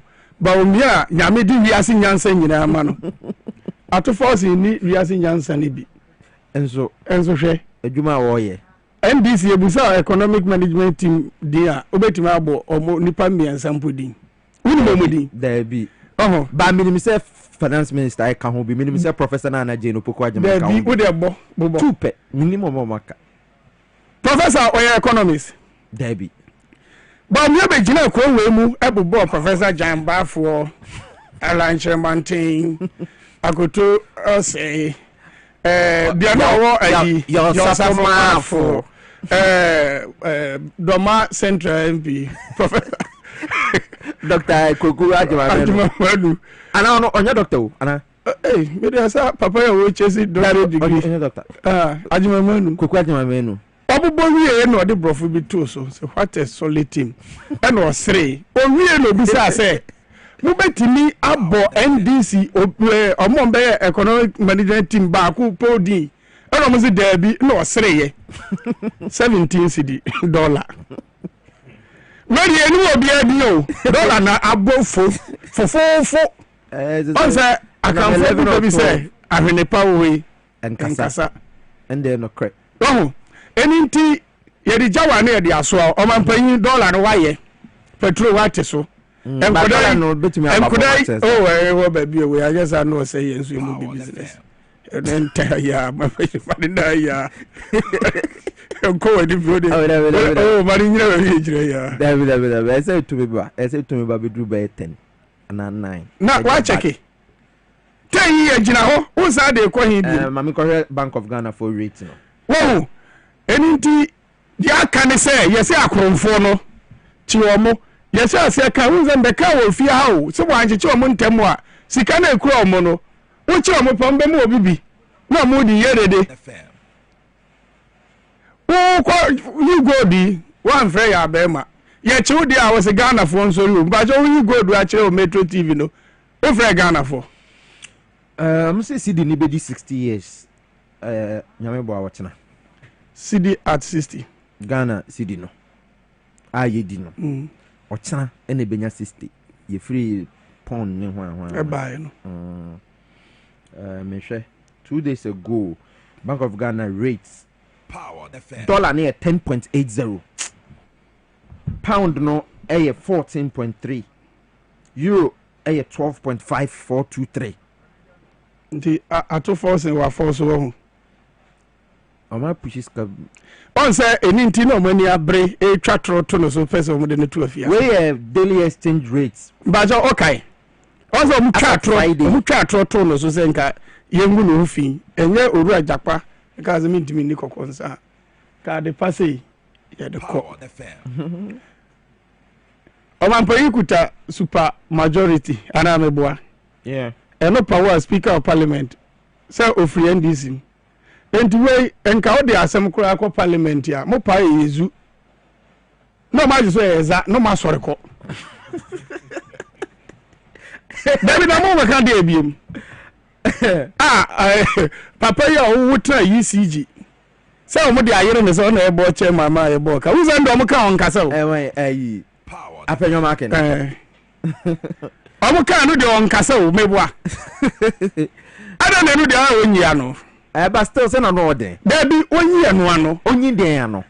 Kan omo ma UCG boy no. Omo bo ka ben.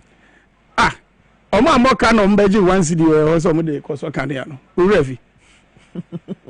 1 cedi no wo kai so obefo aso. So oni aban ya adwen. Sa no oni de wa ye. Hwe oru ajon mama. Me see tumi aye de ama no. Ghana me na you da say you dey see biemu. Yes far reset your mind no. Baby akromfo wo bia na chi wo mo. Eno na mo ka wo ka mu o. So we ja akromfo mo ne na mo o. Sa o. Unu say omu we fi bio because e bi dia does che bi he. Awa kum say dam no tu ye wo obi anka mo asem. Dabi special initiatives so. Say ye we fi afedobin box. What's that mo we fi? Zoop oil. What's that? No, there's a contaminated food. Zoop oil needs. What's that? The same refi. You better work a camu. But Sawasha, Yoko for I invite baby. Tembia, I am a tardy papa. We example. Your FIC on France. Could you chumboaf? Anna. And I just on friend. What I can't name call. Could you chumboaf? And I friend. Oh no say MPP time nyina de bia okoyokwa yese transe otumi transe sa obi ankasa no 6 boys ikofie that say samba because no munim say onye bone bia enu nti no ono no say okoyoko no ono anka ma obi ante because ohunu say oh eti ye won krofo a omu free MPP mu a omu koyoko ye bobo bi din kirawa ebe shock Piesie enye sa na Ghana for party o seme ye wo kro we mu oponi yes oponi echa 69 count mebwa na bo 69 kra ye kama wuti koko board but your microphone bi wo ho a omo kwa omo mom na nke ese bi a wo mo ka but omo nka oh Piesie kwesi am akwata si me ya sure pa we ya sure ajokofo me ye driver for pesi ye hu enti se mo be tro krata da akwa koma hwan ye free ya kwa lawyer ho special prosecutor engineer ni enti mundu be ko CID ye ko CID ye ko yoko ye ko NIB okay office of president ye be ko modern krata ye den krata no ye wia na ya san akọ ya attorney general ho bi abu nkunta ya mfa card do 100 cars pe yebu dabi nkonta ne yekobu akire ne say 100 car yebu nkonta ne hu skandie you dey fa multiply kwaji data free DVL ne fa multiply na sika ya hwere a ya jai kwasi amu akwata onam kro wi mu yeah exactly because count ba kwa minim say ebetumi a sin is causing willfully causing financial na sama ya wakano no na ya wasan bika yes so am minor nam ne nsa so am minor bokase yes so the call parliament and am rashe bedwafo agitu mu sa amre ne say yenyi to ne free wa ya ne obi ani asem ba wanko parliament wanko speaker kwa ka say wo onfa nkosi ho no ga je speaker say o de be ye janan bia the speaker kwa ye de krata basa akoma no say parliament shemra no obi di ne pe etu mra ne gu a parliament mu procedure ene say no na afejo market asori na nka wa ye de wa my lectures e wo ho na ye nyina ya twra to nti da bi say me ba roda you ko la girls oba be di o mampanyina na maka say roda e bia mre bi say si ye omu ye ni say ndi fasa kwan no so fa bo ane fa mu man no ni nyina ye ko yenim ni eja no to trasa na akoye asemo a anye omamu ni nyina de ene wo accident ya AC mo na no ejina ye driver for so ya je atum ndi ye commercial transport operators ya fa atu ye ho say stop road accident now no Piesie mu mwaye why ni nyina ye nka ho asembi ni de ho atama se hye unim say eno pa ho a say free ye driver for say wa bro o kaka wa bre o kaka over speeding overtaking and fast way ni so ni nyina no yebu hu fo then so bebre no so ya kwan na enye no ye be siesie akwan no so ye hieska sika na ye hia no eno so ena kwasi amu akwata ema eko free no woni se ye yi to ni free ho no ya tickets ka so ara meboa yete so ena to no ye di be si ho no sika ye giye ewo ye driver for nsem ne ye chei e di ma passengers no so obi amwa ne nyina ne nam kwan no so se china abayi ba se o peja to no mu a woni mi se ye be che se sika na mamu ye be che anso ye di ka hwere sika bi o ya nkwa nkwaji e no anhu se de atie ni a akwaje no hin na kwase mo akwata wawu onwu ye so otema ye ko so pe che se bi obaye mamu ni nyina do ye tua ma nti no ojai free ho no bi fa ni megina mra no na nyense na ho asam na ye kana mu hu no transa na e asam kesi o bokina fo hwe se do mu load o mo ka enam ya kwan so free say ya kwan ebi mfa sampa ebi fa o wanji kwan no e sampa kwan nyen bokina fo go back of agene Dwabo sampa dada so number 1 namasa wanchi omko na omdu wanchi omafa left omko ye ko Nigeria yetua to ye ha driver for ye load ko Nigeria o ko apply station ye nkrofo bi go ha ye load ye ko every coast yetua omo ba ha omo ko free a problem until the ye be hwe woni momfa krata ne talking of road accidents no according to news wherever 4 people have been killed in a road accident that occurred on Sunday Enra near the Tuba toll booth Gasouth municipality. One other person sustained injuries. Okay, when you say me call for so a crash involving Toyota V8 and commercial vehicle at a Simon overhead leaves 1 injured and no power back on pry. And I think say back bin so see baby. Ye wura afimu. As a weekend the accident were 4 reported. Yes, I enter here. Ayo mamuni nyina so deze say ekoso. Aditia because ye wura afimu. Unu say a driver for 300 na free.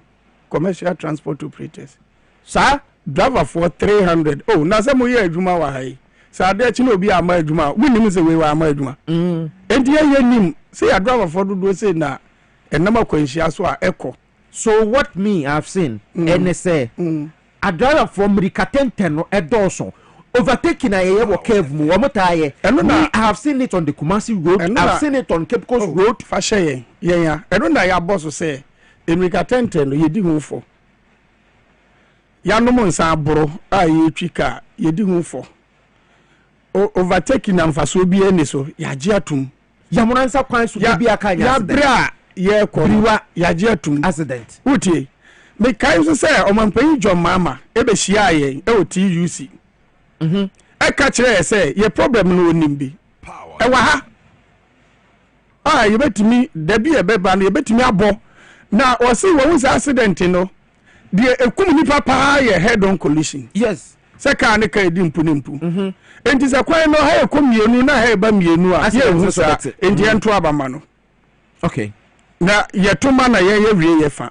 Okay, ono nso be make sure say oba biebe ya kwan no ama na pa ya to ama oko cutting sword takrade to Cape Coast dualization na biate no onye se sika yes kan wode be onye se sika no emfiri kwasi amo akwata ho mo fa nkoye enti de ye kai no hwe covid bae ye ka say ye emframa mu yade meboa wodi wani hu bi there be hwa ho keka mo de shame ka ye ba akra na nose mask tinti ye hwene ye shut down ye dadem friends lockdown who is am yiro ba ya ene ye da na ni nyina papa bi esiye ya timi aboa enokra anku nipa 2000 no ya timi aboa aso yade na no ye ntu ase kra ya so ano meboa wodi wani hu sa yare no ba se we de watimi hu se America meboa watimi hu se obi aboro watimi hu se lack of maintenance yensu ye hu se portals ye mie bie kwanum we de ye ni ehu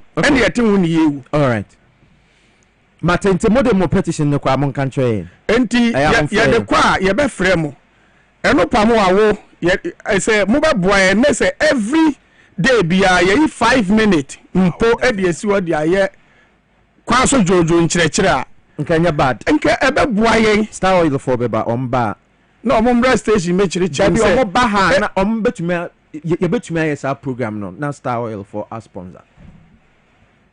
Say no ma be chichi mo stage say bia enyo mo na ba be chichi fu e bi o crowd the good come team accident ba ya be can say Tuesday bia yes Chief Superintendent Alexander Obey Kwagubi adrawa for IGP no adrawa for IGP no ezi pesa ochanya mebo a obeba anopa 7 time ya we the ba ya ye chairman Asonaba Nana Redu egu so ye be call rounds baby accident city say baby aka ye ya mransa kwa ye be pe ohimpon bia owo ho no de na no atum ye be say no okay Alexander kwa be ye be call no office ono nso mfa na no ntum bi ye be ba ha ebi o me piesie me na me ye morning show host ma TVS was the Power FM accident ekum Ghana for onso do anu atum bi na ye nyina ye nhwe say accident ni de ekum ntiminte so bia na last year lipa ewu I think it was 1,800 but this year I feeling ko ewe nipa 2,000 ya bia ye punum over 2,100 ya bia ye punum ti we there say obeboa ebu onso na obi tifie na opese oso ya sena pa we de memeji a manage ho se manye pa se me ko ton koke egu oman na nim ase anase me kohwi ase de egu obi so na mu we say accident isi enti mumboa ye enti meboa se nka bia na obi wo pepa se obeboa ye ye tutu kwan yi enti nka wada ma ye mfa number bi ntudwa so obi beboa ye fa number no tudwa na 0554 822 565 0554 822 565 eno no ye me ya be ma me number na chema Asonaba Nana Radio so de 054 037 7307 054 037 7307 me da say ya be man atene kanu Pierre ma concern drivers right True Drivers Union okay Ghana for asase free ofidie no so Ghana for ase na wo fans back wo dege chiame mungi sa nka jiro say ofili mi wo ofilo pa na ka omukwan no nso ho asem mo na omo so network na wo wa si edun ketia as gender your friend say chairman of the NDC aba mu a eno nso me na me nkwaka general road minister that be onye road minister but obetuma influence asamba na aka no Share we are Nessa. Chairman of the National Democratic Congress. Oh, that be say Yanya Dega Quine, Yanya Ibekum, say Quine, Yanya say Quine, and so Quine. And I send them one was him.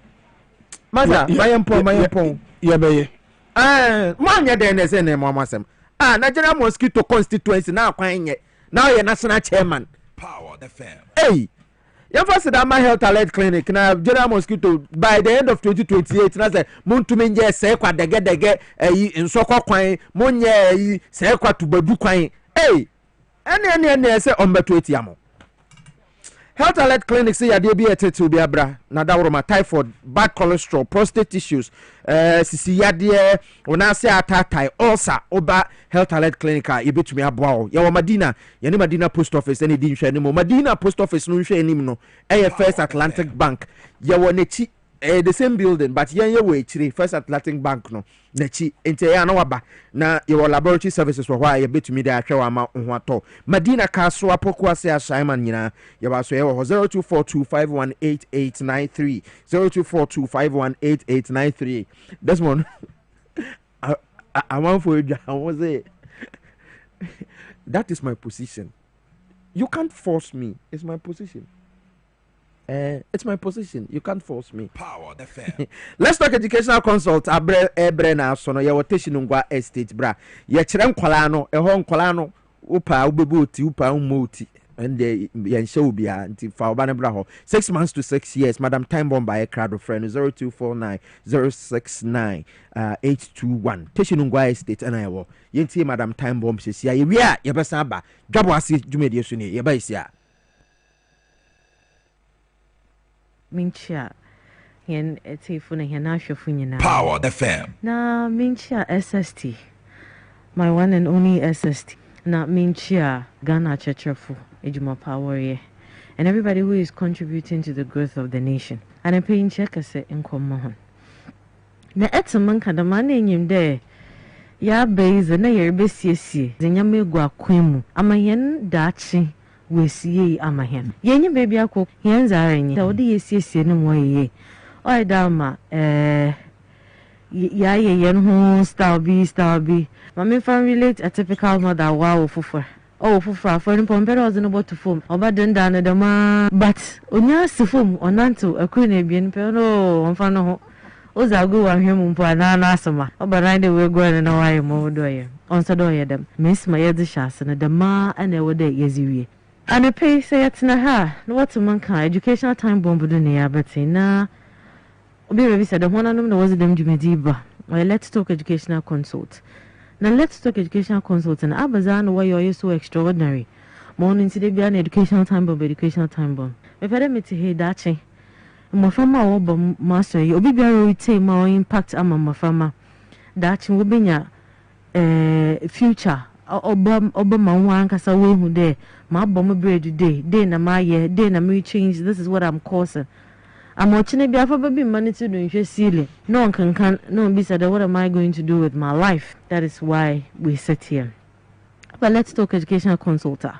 We are located at Teshinungwa Estate, Yeben Lejokuku Municipal Assembly. In fact, it do Lejokuku Municipal Assembly where their court is now. We are just 5 houses away from there, and here wall no, it's a brick wall. Okay. And there's the LTEC. There's our brand, LTEC. There's our brand, the walls. When you're looking out for it, look out for LTEC. I was in here, well, let's talk. Kesina you put in now with social media. There's if you share your nature with social media, that Facebook, Instagram, LinkedIn, with the name Let's Talk Educational Consultant. Yeah, consultancy services. Yeah, in church, monk for what in your mass when it comes to education. The master near teacher training programs. Church is it, I there, even there. I wouldn't age in a friend in you, Sabia to Fracha. I a friend non confounded dachi. May ever impact na friend Osbringing into your chair at a church as a more too modern than was it chim. And the reason now, but we don't do again. We don't do say after me that kind of. There were ways I had the trouser. a very lovely mom of Sisiano. There are ways. I mean, to even teach sounds, you can take your child out depending on where you are. Even if you are in the remote area, the trainings we give, even say sounds, but to step out of your class. So I'll up on our compounder. Get them sticks. Let them trace the sounds on the ground. As all tracing, and I can't remember we talked about a lady teacher who had a difficulty teaching sound. What was the difficulty? If Senkawenya breath top up training now you don't walk my family out. Everybody should pick a stick.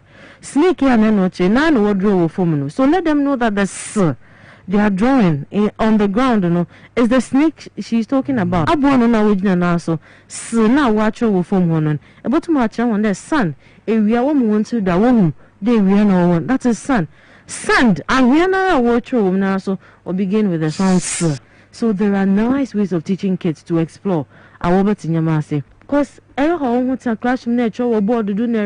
so this is what we are talking about. The little things that contribute to education. More lovely, entertaining, and nice. Aside that, you were preschool from 0 to 6 years. The master were church-based development programs. Yes, it's about time. What's in your to their level. Sunday school teachers come down to the level of the kids. Let them understand what you are preaching. Yes, also your main programs, which are the after-school program and the Saturday programs. After-school programs, and it covers 2 to 3 hours. Your practical life sessions, your culture and history, your language and presentation skills, your Lego and maths fun learning, your creativity and first aid. Oh yeah, that for baby how to. Just imagine there you have a 5-year-old and the mother in the house and the mother going through a crisis and she doesn't know what to do but is crying. How? No. There are kids outside who have been trained. There was one 911 call I listened to a 5-year-old complaining to me papa unto me breathe. Now this is not one funny thing about it. I think she's been taught a bit of practical life, how to keep herself and all that. Into occasion you find Sunday or she tank top. Into the one what ambulance in war but I don't know before okay she shouldn't go. On stay with the father. Papa there, everything will be all right. A 5-year-old. It's about time we learn certain little things. So we teach first aid there for our after-school programs. Yes, Saturday programs, and as the tradition goes, entrepreneurship training for students who have graduated, who are SHS graduates, who are when you wanna kasa in a way now they are timid or feel it there on to me BM. The father feels he's paid all the money in the world to give them the best education, but they didn't get it. And now they didn't pass an exams. Into Papa Neraho. Yes, the father has the right to be worried, to be angry. Why? Because to them, they are providing you the best. They want you, the child, to also learn and get the best. But what if it's not from the child? What if it's from the way they learn? What if they're not getting the right thing? You need to identify who these kids are, they want, how they have to do it, and how they have to go about it. Okay, and a payment per years in Komo Kakra about knowing yourself before age 18 years for some time. It's about time we get our kids to understand. You know yourself before you are 18 years. Farmer 5, JHS graduate. This I wonder what do they want to do in the future? They will tell you nicely, Obeka the medical practitioner, Obeka the day. But how do you go about it? They don't have mentors. Sorry to say, parents are not having ample time to really help them research to get to know how to go about it. I was talking to a young man who wants to go into animal science, and he loves dogs, and he appreciates dogs so much. Then I started chatting with him about 1 or 2 things. What exactly do you want to do? I want to take care of dogs. How? Stuck. And to be a veterinary doctor outside, it's a whole big offending entity on its own. But then I asked 1 or 2 questions. Okay, so what are the type of breeds we can have in Ghana? How many of them can survive? How many of these dogs do you know? And then he started mentioning a few. Onyim German Shepherd, Onyim Golden Retriever, Onyim Chihuahua. Let me say that in Ghana here, how many people own Chihuahuas here? It's a question. He was just standing there. So I was asking myself, how do these kids build themselves? Because now he is thinking just Ghana. Or animal science for Ghana. Meanwhile, you can sit here and work for beyond. Ask yourself, how many people are into this? How many of them are keeping this? Are they feeding them well? It's a lot. You're taking care of a dog is just like training up a child. Sorry to relate so much, but that is how it is like. But a dog is a dog. We don't have the knowledge. So what I'm saying is that it's about time, you relax a bit on this syllabus we are working with that gives us certificates to be out there as first class students and all that, and then step out of the classroom and study beyond that.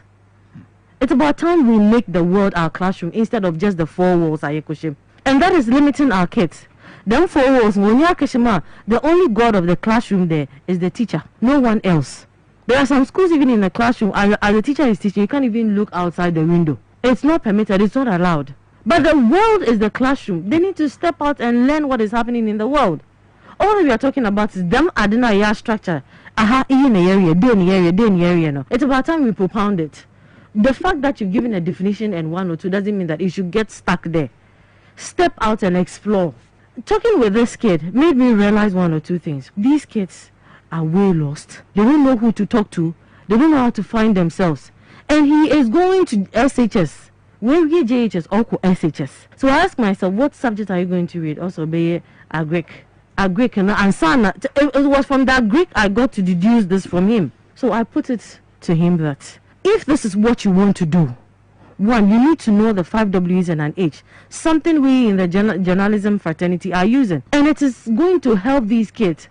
What do you want to do? Ask yourself. Who do you want to do it for? Where do you want to do it? Where are you going to do it? Why do you want to do that? And how do you intend to go about it? It's just as simple as that. Ask them these questions and get the correct answers from them. I mean, we believe that at least about ways 15 to 18 years should be able to sit with the landlord and communicate fully. Should be able to go to the medical practitioner and put things in place for him or herself. We have 17-year-olds, 19-year-olds being carried to the hospitals and other stuff by parents. Parents are doing things throughout for kids. The independency is not being built. How then do we build people to take care of Ghana? Let's know that we have a lot to do. The 5 W's and an H I've spoken about is the best way we can go about to help our kids identify who they are, how best they can go about whatever that they are doing.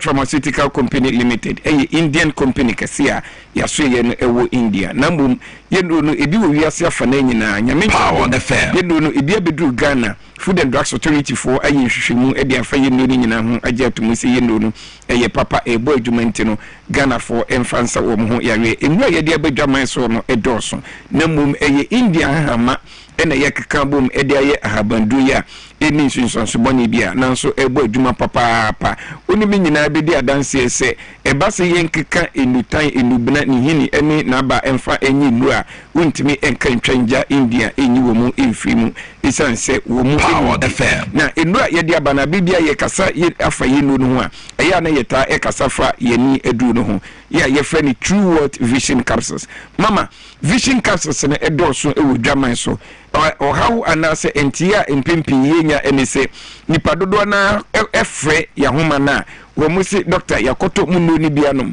nanso still problem no eda so ewo honum obebisase wo ntwa edu no fansendo no na sebi yakoyi edu fuforo ene diama no enti abibia ye ka se o power ye kasa nyina no ye di edu no picture e di atu TV no so mo amhwe yin TV no so na mo amutie mo radio no so no aya ye di number no ebema mo enti ukoduru ho mpo no refi edu ni dia mesra wa bomodia na free na ye nipa na woto edu no nkasa na wanyi True World Vision Capsules no ema enye sa na ye di edu fuforo ma wa na chese etise ne wato bo e di abo osona taaso sika na ena wohwe egu me pa cha True World Vision Capsules wako hospital na doctor akacho say ete asiwani so ne bruni ka ne cataract power the fair pa cha entwen ema ete no emo wani fra isan say ete ne esi ani so a efifi ketekete nkaka nkakra na e catalens ne so otena se ya hwa na e catalens ne so wi a otuma automatically wontimi ehunu ade biem ma ne nyi afi obi a wakɔ hospital na doctor asia ka cho say pressure abawani so anase wanya glaucoma bomodin ase obehwehwe true world vision capsules se chia kwan obi awani eye ohene opesa na aye kokɔ eprusuo ohwe ade a uhuni blɛ especially say ade asa anase wada sore kɛtɛ na yese entintan bi ewuwani so ne pacho ebi na ade benwo wuhunu ade no so ewu akiri a wuhunu empo obi wɔ hɔ a ade sa na esumaduro no kra ne ye kan night blindness no oyo obi a wosa ɔha wo nyina bomodin na hwehwe edura ni din edi True Worth Vision Capsules. True Worth Vision Capsules. Na enu ne bebo ni tichu eni ye na ye hwe mobile phone so chene ye ni so wo ye ni no approve so utina computer nim ye papa na ma driver for me say Ghana for wo mo eni yare no mama o ye ntimi enkan ne dodo wo mo glaucoma ekum wo mo aya na wani me ni nyina ehwe ade bo mu ntino untimi ehunu se woni no o hawo bi e wo hu nti abibia me ka cho se personal examination a wo betimi aye wo fie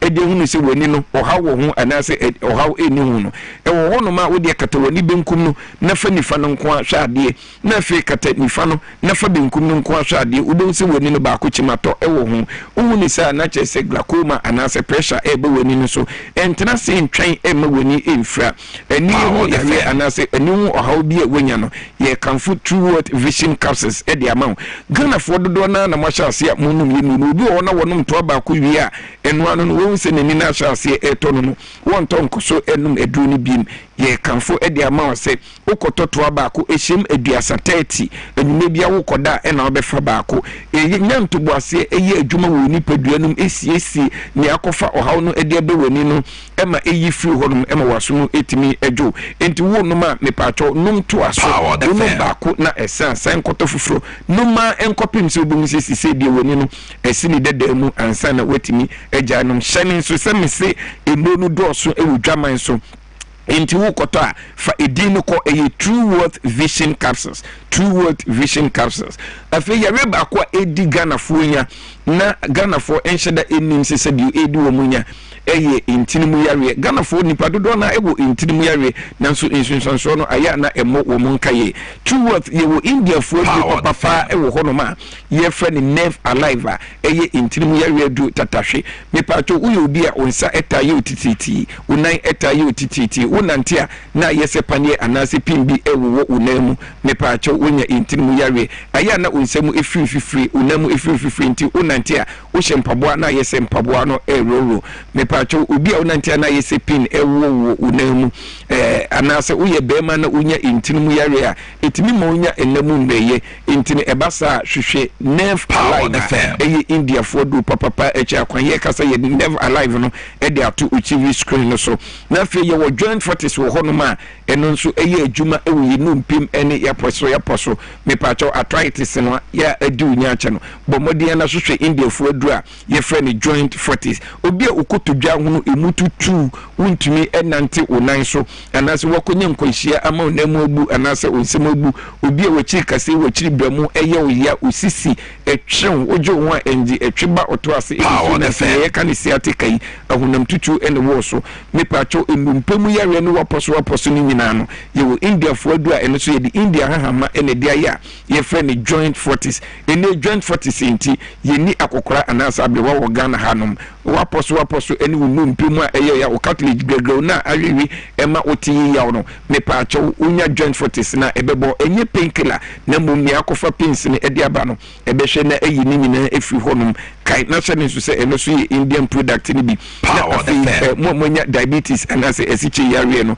diabetes wo yare bia eya na emebi atwamu no yesi diabetes ni adu ntino itimi soso ano sese bi HIV enede India for other romanti ye de diabetes adu papa e de aba ye friend azaka na azaka no me pacho wo nya diabetes type 1 anase type 2 no wo ma onsa eka azaka ni bia ebetimi aboawo me pacho diabetes insuranso ni bi ni wonu munsu akakra bi na insukom de udidi a enche na ekom edubim osutimiti na we reduce weight me pacho ikro beto won ubemi asa na ikro no enko ni nyina ededi se wonya diabetes me pacho bomode a na hwehwe India fo adura ye friend azaka no na entimi emwo ebeni ntimi mobo yenu ni nyina so na mo vivado wo ho a eno so bo mo manya hypertension na yesan so e woni default wo ho a eboa ema se bi menses ema yi eba multipens enkani su fita bi egumu e wo me fortis wo ho a eye enema do tatahwe me patro e be ma na wa ye mero kete so a eno no ema moja pompe ko obema nim tu be ma na afon e kitikiti kra emutimi esan eye du ye papa no manya prostate na se mo yare prostate ya wie no me patro ye wo prostate live wo ho a eno so ye edu tatahwe na ye wo koko adu a enka utimi no me abibia ye fra ni power liver me patro leading pharmacy herbal shop drugstores a ewo omega na munyina no ubi se true what you know ye ubenya bi ato na mumu amutie yen ewo radio no so wo hwe yen TV no so de number no e the screen no so mu amutie yen TV no so no obefa ye number no ewo 0558 724 302 0558 724 302 0558 724 302 and 059 558 2628 059 558 2628 na uni eni nkomo.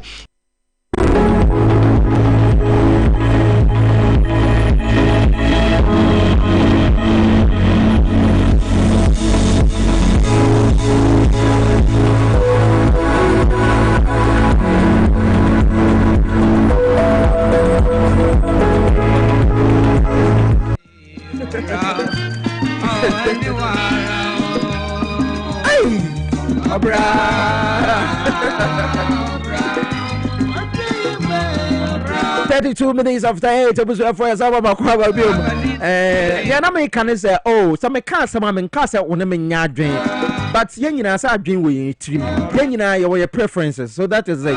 It is on them in your dream. That is okay, and I don't have any issue with it. If you insult me, that's fine. Me, I don't care about your insult. Anyway, me, I have that tough skin. It's, you know,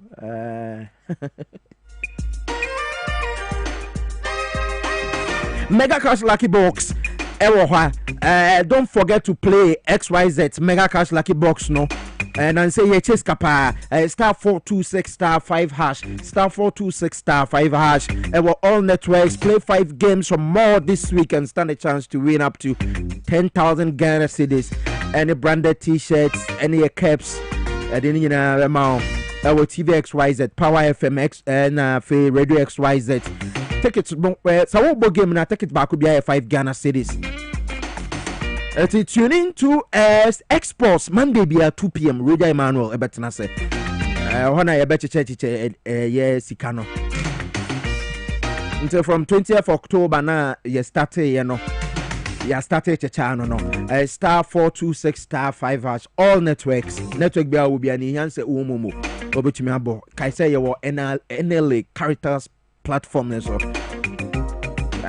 Terms and conditions apply.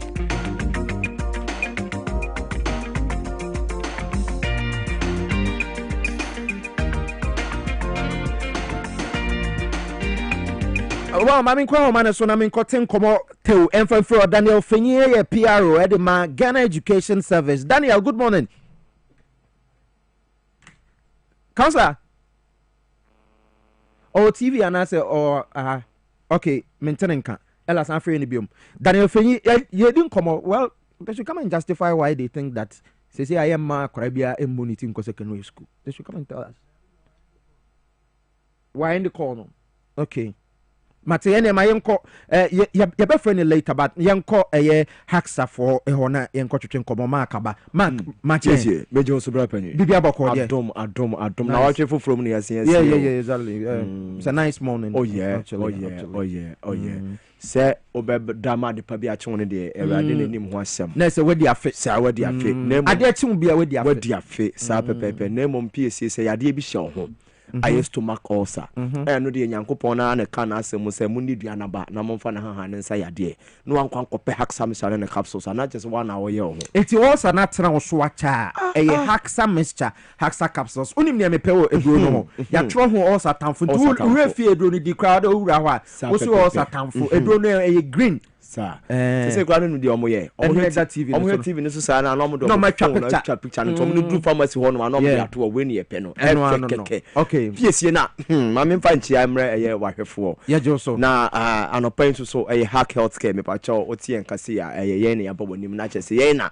Ewrade nam ye so ede stomach ulcer adro wanwaso a ye frɛ no hexamine capsules ade aba enei die obi enkase mo stomach ulcer enei obi nkase me ulcer yi eno na de me beko wum enei obi nkase me ulcer ba o da bi atwam sa line no atwam de sanse adro wanwaso a me pa cho ye de abadwam so ye hexamine capsules a esa ye de ba akopɛ stomach ulcer ensa ye de mienu ye de ba akopɛ eno na me ba bebo hu dawro ade akyerɛ wo yi eno nti ebia wo na wo stomach ulcer ebia wo dofo bi na wo stomach ulcer ebia wo maame bi wo papa bi na wo stomach ulcer amasa bi sese no wo ne wonye no ho ya wo na mna no ode ya mepacho ne tie nkomo yi bi pa mepacho say wutie mo radio so say wutie mo TV so ode ya mepacho aduro no ene da TV ne so no ode fa wo phone no etwa ne se ya wo ya na de akwakoto aye pharmacy no kanta no na de ato so na fe no oma hweso no oma yi bi ade amount ba bia beko bia no o de kire o ma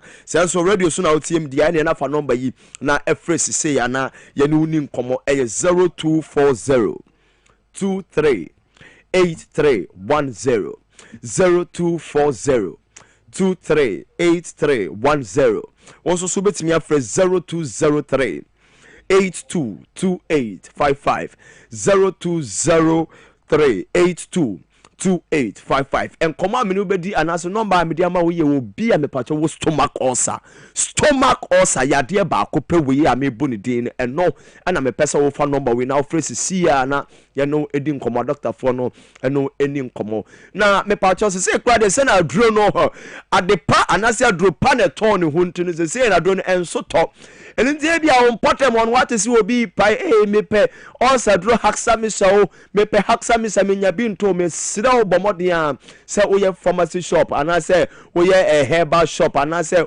okra de otonton ne table so ana bibi na o pe haksami sa ne capsule so bi ato me pacho frɛ number ne sisi a na yama obi ne ton na je humfa so puduo na wo so no fa bo bra 0240 23 8310 0240 23 8310 and 0203 822855 0203 822855 Francia wa open bebrato wa o wasembisa ofre number ya no ebedi nkomo afa yenko nkomo no so me pauto ene ye Monday e stomach ulcer entity we can see ebia wo kwa yie sebio mesrawo ebia ko nunum bi ebia we can see ukosi abusua ana moko didi nuane bia chese na chese spices na ye asemu ma we can see ebia ko nunum carbonated drinks bi ama sese no o ulcer no yawe wo tino anu ode me pauto kama to yem yaw na ban bomodi aso be ko pharmaceutical shop bia na se herbal shop bia anase ba bia onim se tondro bia no akwa den wakwa pe hexamine ne capsules no atoto na wanom amasaya no atu afru ni paduanim ye ka stomach ulcer den stomach ulcer me pa cho ulcer no de pese ye kire nyina se eyekuro stomach ulcer eyekuro nemo ba bia ebeto no na ye de atodin enunti se to wonsunu mu anase okọ hospital doctors wonya peptic ulcer okọ hospital doctors wonya esophageal ulcer okọ hospital doctors wonya gastric ulcer anase gastritis ade opese okire nyina se ba bia to ye no ekuro ni to ye no ana obodi ya kire wo nti wote gastric ulcer anase gastritis anache se ekuro no atowo ye mba bia odidi ekogu no wote se wonya peptic ulcer anache se ekuro no atowo nsuru nkutuwa nim baako anase aba beto eye wo ye mba bia odidi a ekogu no ekuro no so baako asan den aba beto ho wote se doctor ebo se wonya esophageal ulcer na kire se opese o kire se eye wo minimu an drop be ana se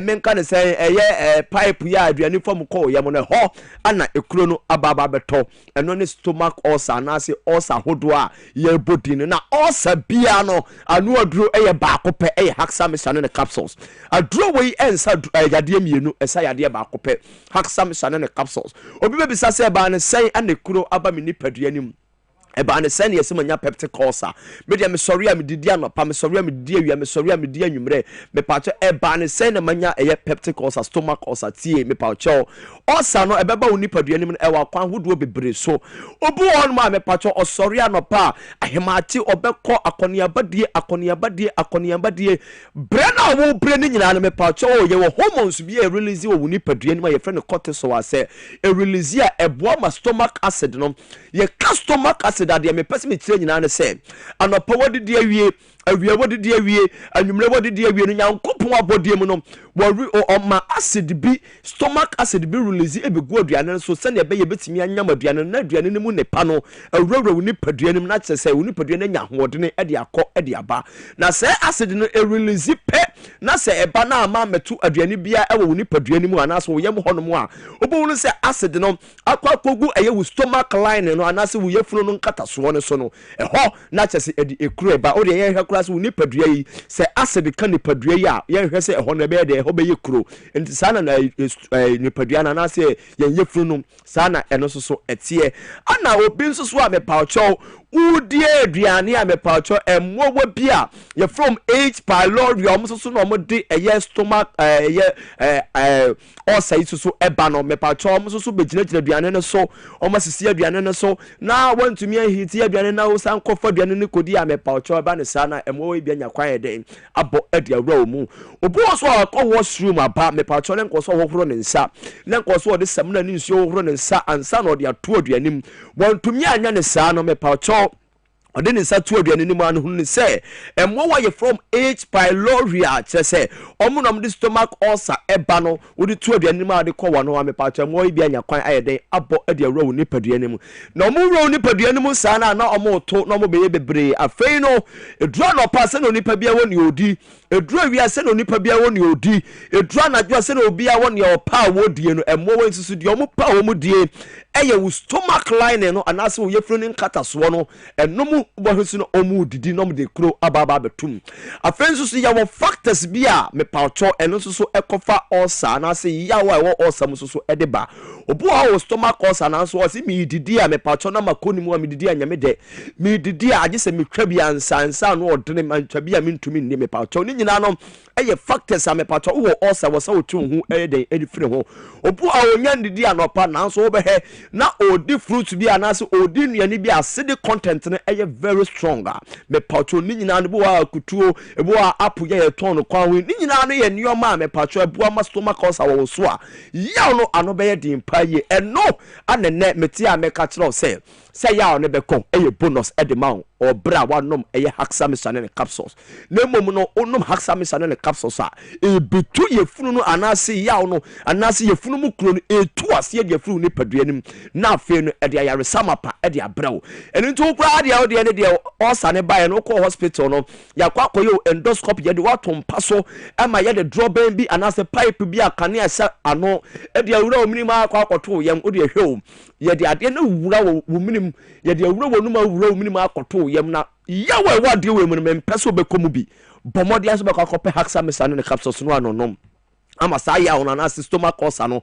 afri woni paduanim elenti afei na me pacho yento aso na me ncheche obu on mo nyanko hospital opeso ho signs and symptoms e ba no so be hu se we dey stomach ulcer anase dey ortin ni paduam no opeso ohun se e stomach ulcer anase enye stomach ulcer tie ulcer ba so a signs and symptoms a obetimi yanya bi ana me ba boboso a chewe die di kan me pacho bro ni se indigestion obu a wodi di awie odidi kutuwa bi pena aduane na hyane so odidi kutuwa bi pena aduane na hyane so adenti a odidi kutuwa bi na aduane na hyane so no e kire se obronika assembly se gastric outlet obstruction na sabrofo kakraka me kan ye de me pese me tire nyina ne se onipa bia udidi wia nkonse aduane ne sane fru ya funu nim na ko wonsuru nkotoa nim na mom esane se H pylori mwowo ya ji onipa dua na bosu ntino omama ba bia aduane ne be sane ya fru ya funu nim ko wonsuru nkotoa nim no omama ho na huhuru obroni be kasa ho na ye inflamed and as inflammation about and as ho na ye swollen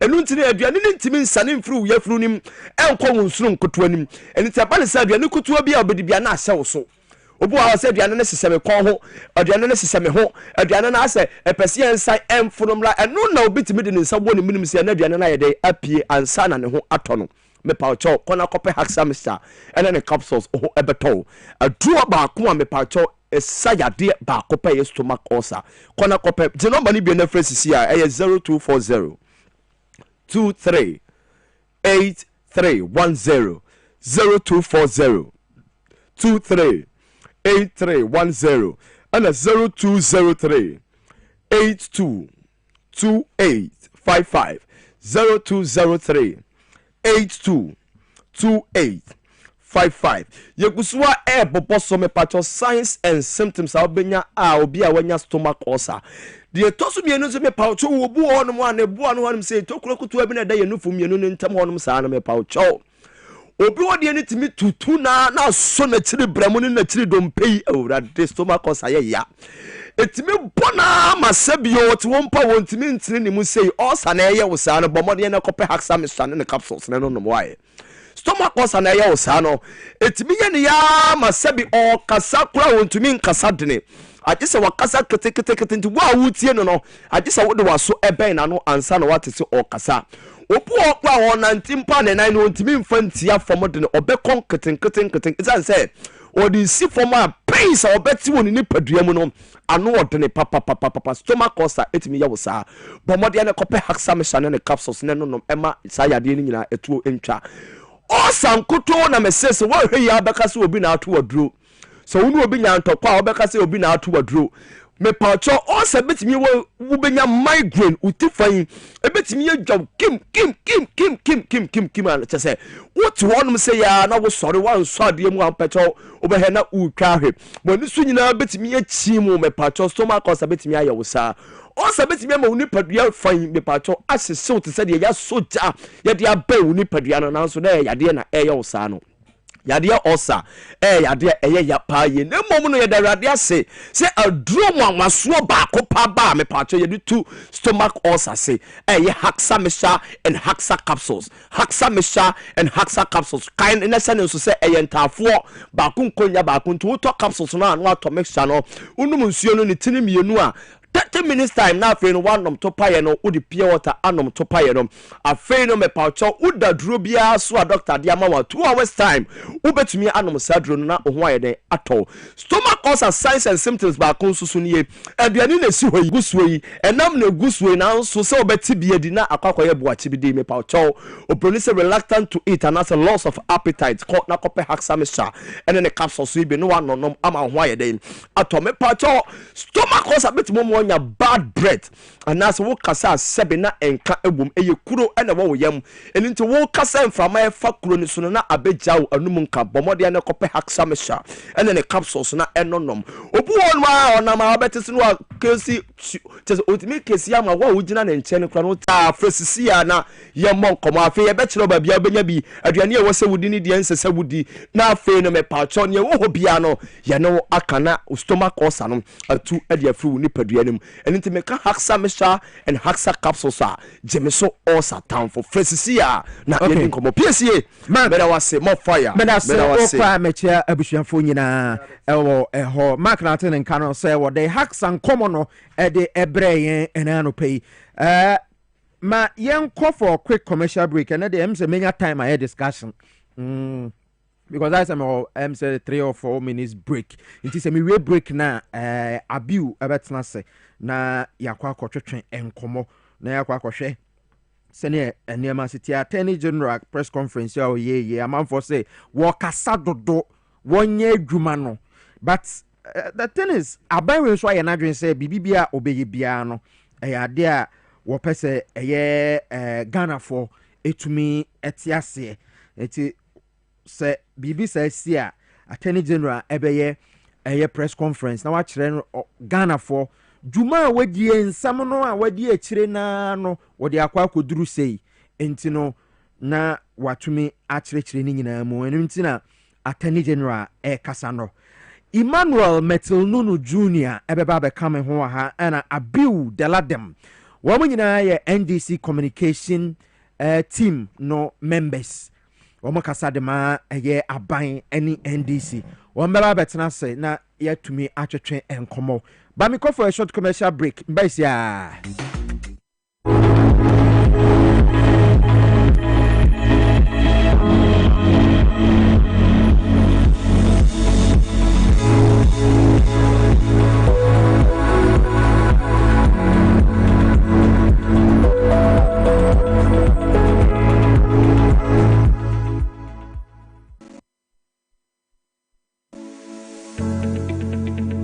The National Petroleum Authority hereby cautions persons engaged in illicit storage and trading of petroleum products to comply with the regulatory requirements to operate in the downstream petroleum industry.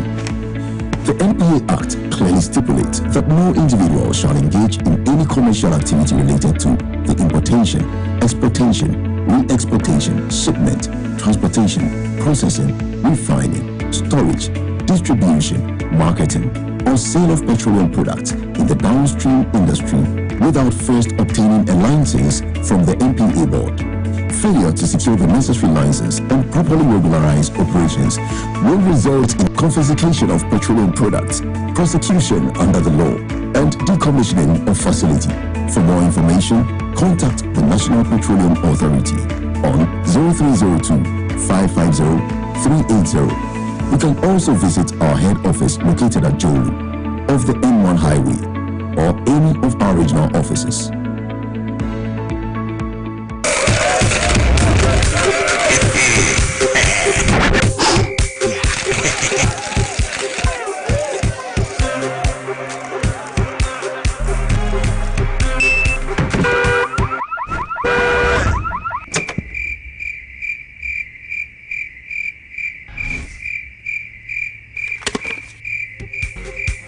What will you do when you win big? With over 2 million Ghana cedis up for grabs, transact more than 100 Ghana cedis with your Momo app, and you could win daily, weekly, and monthly cash prizes, and 100,000 Ghana cedi grand prize. Bank transfers, POS, and third-party transactions also qualify. This promo runs in collaboration with the NLA on the Characters Lottery platform. Terms and conditions apply. That's a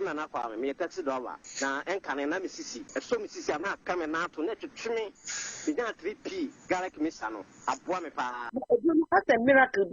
Just a mafunu cras, and you still Chimian because I'm a woman, because the baby Shem is Subino, Noma, me be pinate, time is very destiny. I don't know that the young body, I be on to my Yazam Kituana with a metro catson, may find Shem and Kwana. Mediabe, as 3 years in Anna, as a Midinawa, the name was Sinas and Makwa, with the Anoko, the almost so much may do. I bet 3 years in you, Sama, the Magic and the Medina. And then 4 days, and I'm a coto, 3 Garrett Mr. So I'm a cousin and coupon, and they have no castle. And what Tomia, but you want to cash it. 3P Garlic Mystery. When you do a memo from a city car shops and herbal shops, Fred Piwak, 024 89 288 24 and 020 100 002.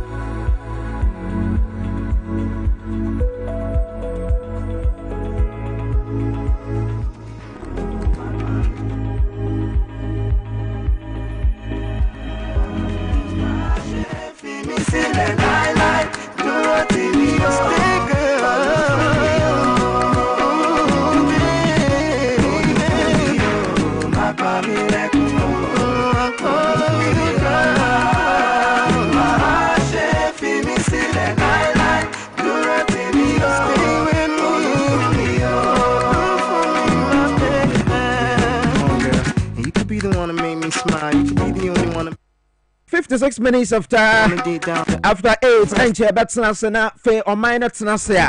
Lady Jumadi and so they are Bremo. Happy birthday going out to you, Nasir Mohammed. Nasir Mohammed was some pajama. No, it's your birthday, bro. Happy birthday to you. Scott Bilson, it's your birthday. Hey, and then Emmanuel Wilson birthday. Mr. Momon Penny picture. I know I'll never love a good brother, Emmanuel Wilson Jr. Yes, good brother. Happy birthday to you. May God be kind to you this year. Emmanuel Wilson Jr. on the host Politics and Beyond LTV XYZ Monday in Umrebia. Waba. If you have for them, so I'm going to rough sir. And it's a gun here. Happy birthday going out to you, Nina Jifa Asiagbo. Nina, how are you? Happy birthday to you. Ransford Entry is the owner of Sun City Radio Sunyani. Ransford Entry Senior. Happy birthday going out to you. Sun City FM, Swingane. Happy birthday to you, Leslie Yada Boogie. It's your birthday, bro. Long time. Anyone who did my birthday and Attorney General, a Minister for Justice, Dr. Dominic Akuritinga Ayine, say, sir, a forensic auditor, woman, to me, actually, National Service, Sikana, Yesusu Senkophobia, we are hono, Womodi ghost names, Ediakoji Sikano, and yet, 548 million to send you can't first know. So say you 2.2 billion Ghana cedis. How much are we spending on the expressway from Accra to Kumasi?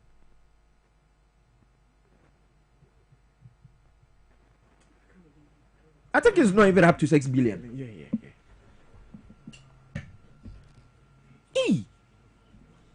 2.2 billion. E-blocks, money E-blocks go down Kasaiska way everything else. Abiu, good morning. Good morning, Piesie. Sorry, I had to let you come in. I Charlie, Mumpension, Piesie. Miss you, Miss Yan,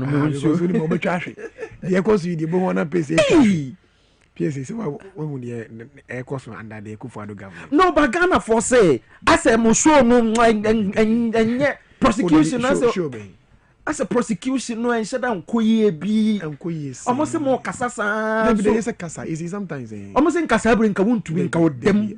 Now come up, Womanse Mamma, Piesie. And no pay Yabema Betnaha, Yabema driver, Wamo Fagana for the Bia. It's Ghana, all the concourse out in a taxi monotrotro.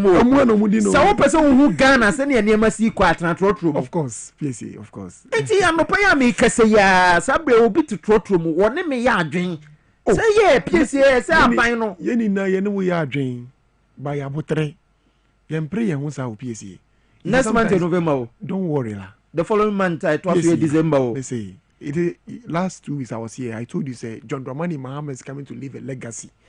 Legacy ya okotinefia echirimba krabit mi ababeto. Sena ya former first lady.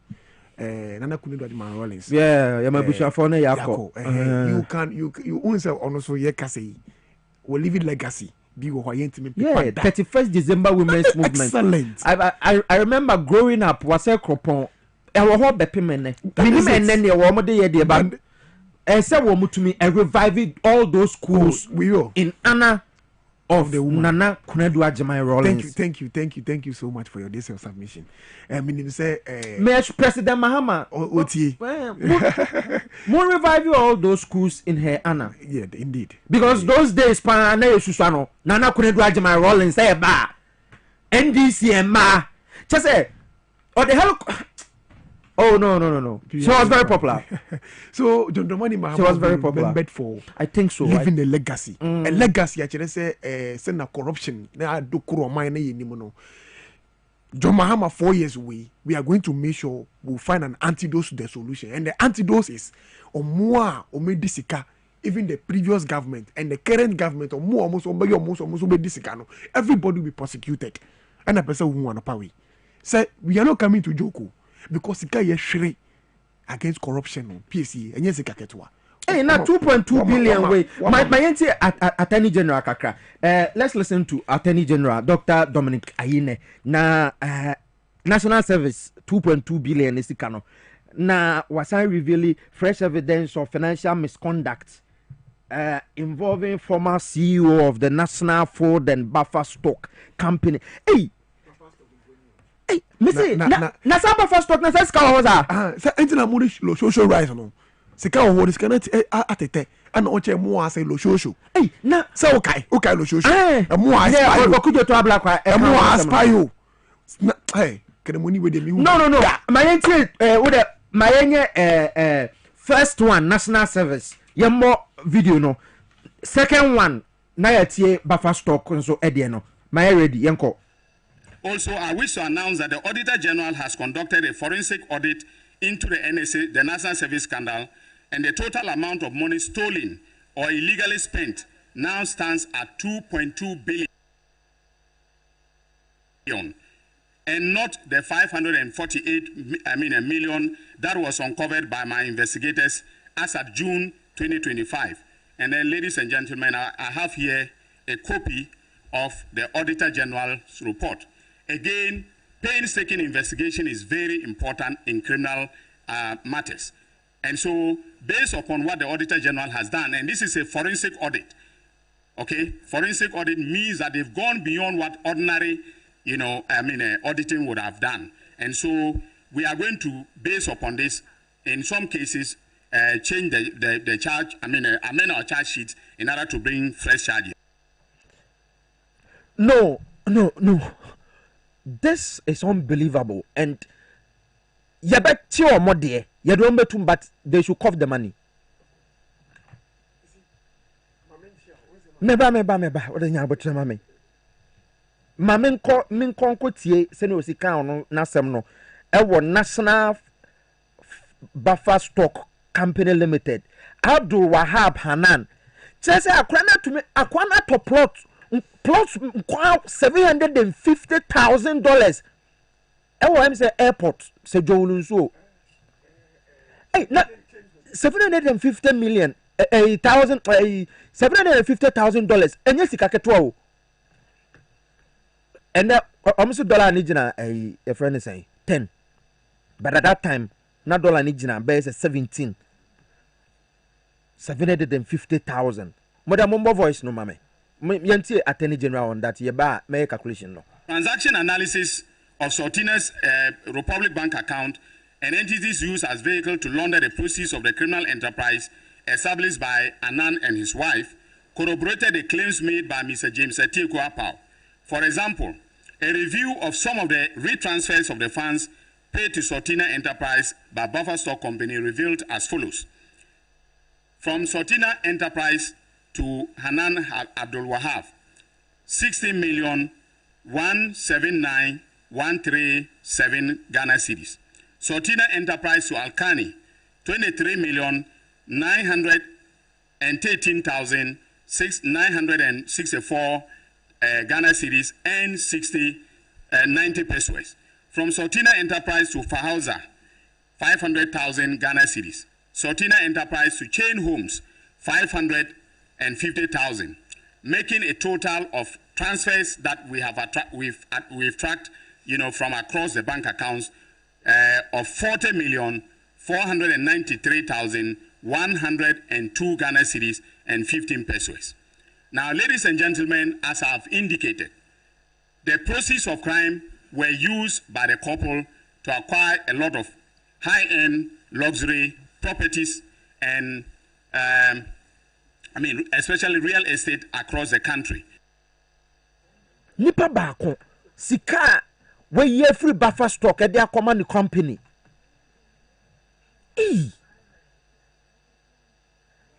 At the rate of 17 Ghana cedis to $1 at that time. O calculate here, asase a okoto ewo airport ono $750,000 no. What the bag Ghana sike mo a 12.7 million VAT is saying. So VAT is just around 1 million Ghana cedis. Eti we betuma to VAT mako 12. Or the atas e betuma to dine kwa 4 we East Legon. $750,000. What pass as no nya dan asase. Let's out to musa asase no baby I want a prime area. Mamema Emmanuel Metilnuno Junior Akwaba. Iman Manche Mejo so Bibia Boko there. Oh, Bibia Boko Yanko Padum say Nyameti asene de Yawonkwa. No pa we me say one efe pa medase. Aban papa aju yi. Aban no menya hwim firi mu wa mesrew enya aban. Mamentia XYZ any power FM. XYZ show for any power FM. Show for any TV nyina. Yeah. Na me sanchia me nua Dela dem. Ewa oboy juma yi pa. Menchia His Excellency the President of Ghana, John Dramani Mahama, and the CEO and the Managing Director for Bust Energies, Afechi Awuno, and Ejuma Pa, or Boston Energies. Catching some me penasem pa. Why? Oh, me catch no. I say one of the stations I out here no papa anti. Sure say catching me feeling pa. OTU. Mrena woni na kasa I say to me bra because Ejuma wo Ghana no. Ejuma wo there you be invite you. I'm not even smart diplomatic escorts now because the Juma Obama Ghana over the years one of the objective journalists on our airwaves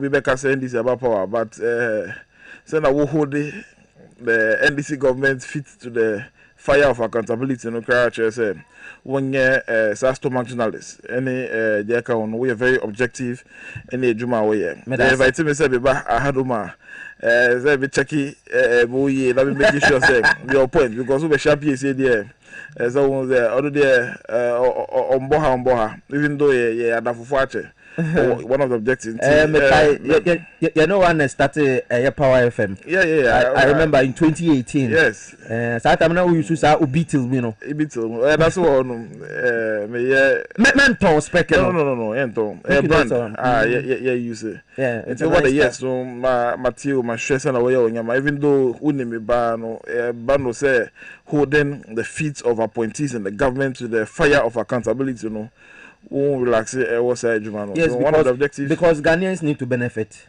Ghana has come a long way 68 years after. Ghana City no 60 years. Yeah, 60 years and we still have a long way to go. So one of the topics I can was issue of corruption. Yes, according to producer Bansan I call them crying once I match here I'm a part we say a lot of people like discuss about Minister of Education comment all the secondary school say Nkolano say omuchomuti so muko school in Kolamano female students omuchomuti amuko school no mati a lot of arguments people quoting I no pay me se okay my say people quoting human rights and the constitution and the can but then Piesie apart from human rights apart from equality most of your basic secondary schools and one of the things this year's placement expose here in our education sector at the secondary level is the inequality of facilities over your secondary schools. The reasons I might be more grade A, the reasons I might be more grade B, is because of facilities and the quality of teachers and teaching and materials and so there are certain basic amenities are needed in most of the secondary schools. One of them very important in your secondary school some of the secondary schools will say short the pure water those times pure water and air drying. Now imagine Ghana has come a long way. There was a time in Ghana apart from health and equality issues and human rights there was a time in Ghana now you battle with issue of lice and because of the nature in the early 90s yes Nigeria very critical issue Ghana and because of Africans and the nature of your hair so but most of the girls in the secondary schools and they can't afro yes afro and you can't wash the hair regular and now you cannot wash the hair regular even today about from Krano over certain salons certain salons na nipa ba honum na wedwe won ntima the number of people it can affect and how difficult it is Matisse say ebimu the friend say camphor naftali ball ombe mashi no mu dey go phone omomanu team ebimu all sort of things just to get the edge out. We've struggled and fought it. There are secondary schools of Ghana now almost struggle to fight bed bags so yes the same bed bags no I say Impruka yes the secondary schools were Ghana Sonkronsuo Impruka and Karon secondary schools were Ghana almost struggle some fight Sonkronsuo so imagine say the analyze abekam and the best way to stop some of these things is say ubecho and somebody penny. Can you tell me that most of the people going to this secondary school almost every week or every 2 weeks on bet me adagya ko salon say mo ko yepem but within a short American international school secondary school omoye O level ni A level yi Womo kobo muti debia. Yeah, they go every time. But I'm telling you that in so why don't we need parents? Oh, but parents who can offer to break their daughter's hair. Yeah, so I come there. So Yatina secondary school. Yeah, when go for Amuba secondary school. Gary. Usho box ma Gary sugar. Oh no, I understand. They are secondary schools. They are secondary schools. We have people. Some schools don't you know. There's constant water flow. The amount of money they pay for their fees, and to say the public secondary schools, and there's constant water flow. So if you for me on the background from the point say. Likes me who I've seen firsthand obi struggle to fight like students but open our class any private secondary private junior high school basic school say no struggle here number of people amunya any idea so me I support them unless say who per se who bought now then there should be conditions. What to be a conditions now? Then the school must make you cut your hair because if there are conditions, fine. Regular washing of your hair, your be or be checky, and it's a yamano. Oh, now if we say or bar or what the 15 years, 16 years are of course secondary school, 13 years. Now like Obonitia on to me. Oh, sister it off here. Oh, sister it off here. Omuko saluna, omuko corolla. One said I am here some got now. Almost. You know the number of hours. You don't know. And yes, you want to do for them. I can't pay crana. So personality on fair. Only no salon now. Only said I'm or salon. You know the number of hours I must spend it to braid their hairs in the salon. And Obian the texture of the hair. Be mutri and semi and send me the show my body car. Me the brush and call this the afi.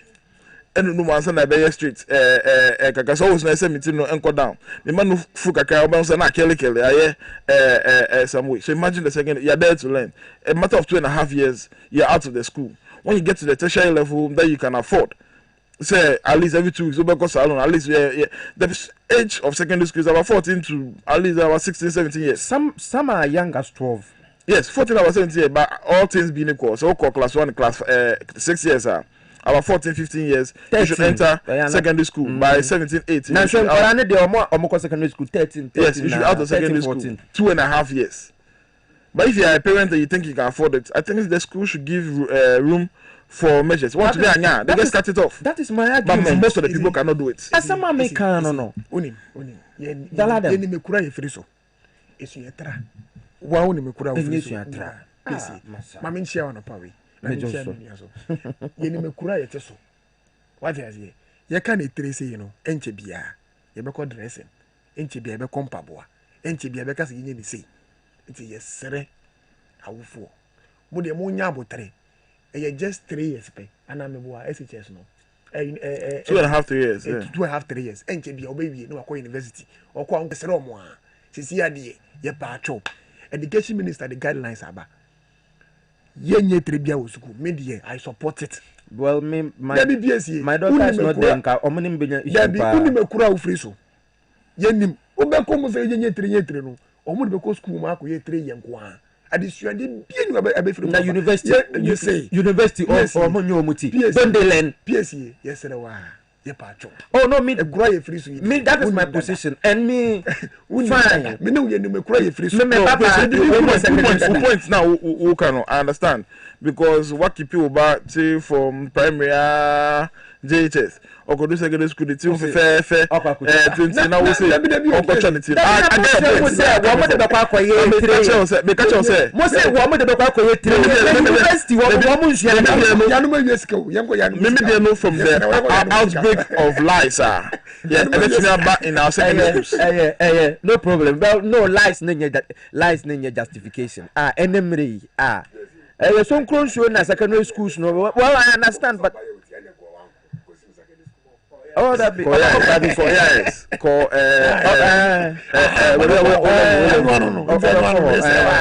but ye die me man no O level omo ma me chiro ye ni momu sika mo fakoto bia no omo to mo wasi na ye wasi mo wasi no ye wasi ye mba ye ni mo ko bia ye di sika be mo say fakoto gari ne fa go chobo so e no na wa chiro na wo de oh sem me de me ma chiro ba me ma me ba chiro I don't know more about chiro lebi obey education system Huh? You don't believe the Ghana education system? Oh, there be subject to another discussion. Oh, level and A level. Yes, you know, we.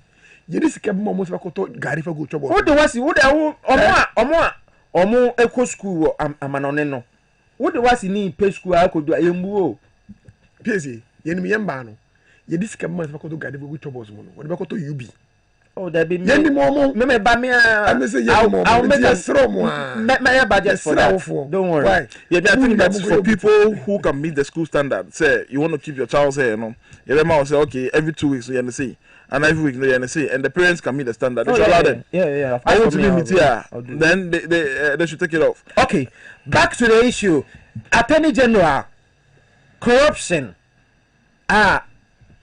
Yesusu say the previous Nana Adodankwa Akufo-Addo na point is Nana Akufo-Addo na nim se wo mu wie scan so wan ka hwe na ya che omo no Attorney General mabo video no dey akere na National Service Authority give to your worry mensa any ayi asibe ghost names nkwa yede agiska che say National Service no aban na osoria na otwa budget finance ministry say okay Ghana ha nkrofo wo ma wie university a wo mo ba be som no 80,000 80 busumi bia aban mo alawa kakra which is 700 cedis or something. Yeah 715 good nenso no na nkrofo bi atena se akotwotwo din apa ID card bia nipa ne ye be 50,000 na ya forso mana 200,000 na bosume so a sika no ko obi botom gift oware ani asibe na yenim say ye 548 million Ghana cedis but ye forensic audit no audit mu opemu and you audit be akeke forensic audit dey na say ya cheda domu suko audit mu king kong 2.2 billion Ghana cedis no odibeye no shut down I'll check whatever when I check abiu mamintie yes mamintie na 10 minutes wabaso ne juma pa wo de bo Ghana man na mintia o clue na mo ne omo yedwuma ni na mo bo juma pa e wo TVXY na mintia one of the CEO o yade pa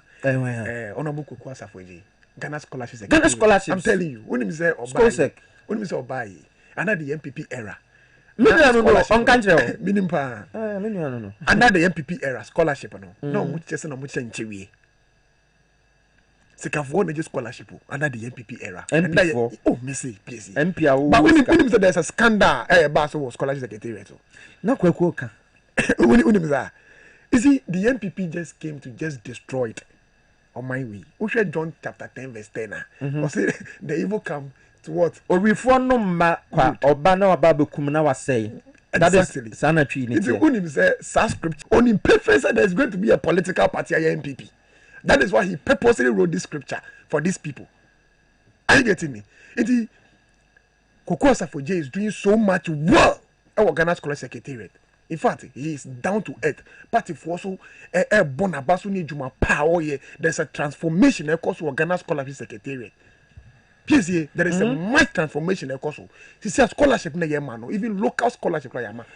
Say no, you say it's a open scholarship because school I just a course yenye bi Ghana. STEM programs, science, mathematics, and robotics. But the local ones, no, say politics, no laws. Now you know, coming from we be or the community babonting. As they are more disbursing scholarship for the for local scholarship. Well, betting your masters. Well, person of 12 so there is a transformation across Ghana Scholarship Secretariat.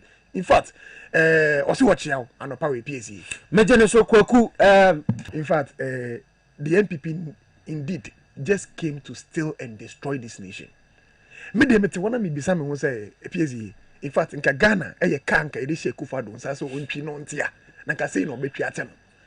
Na PSE.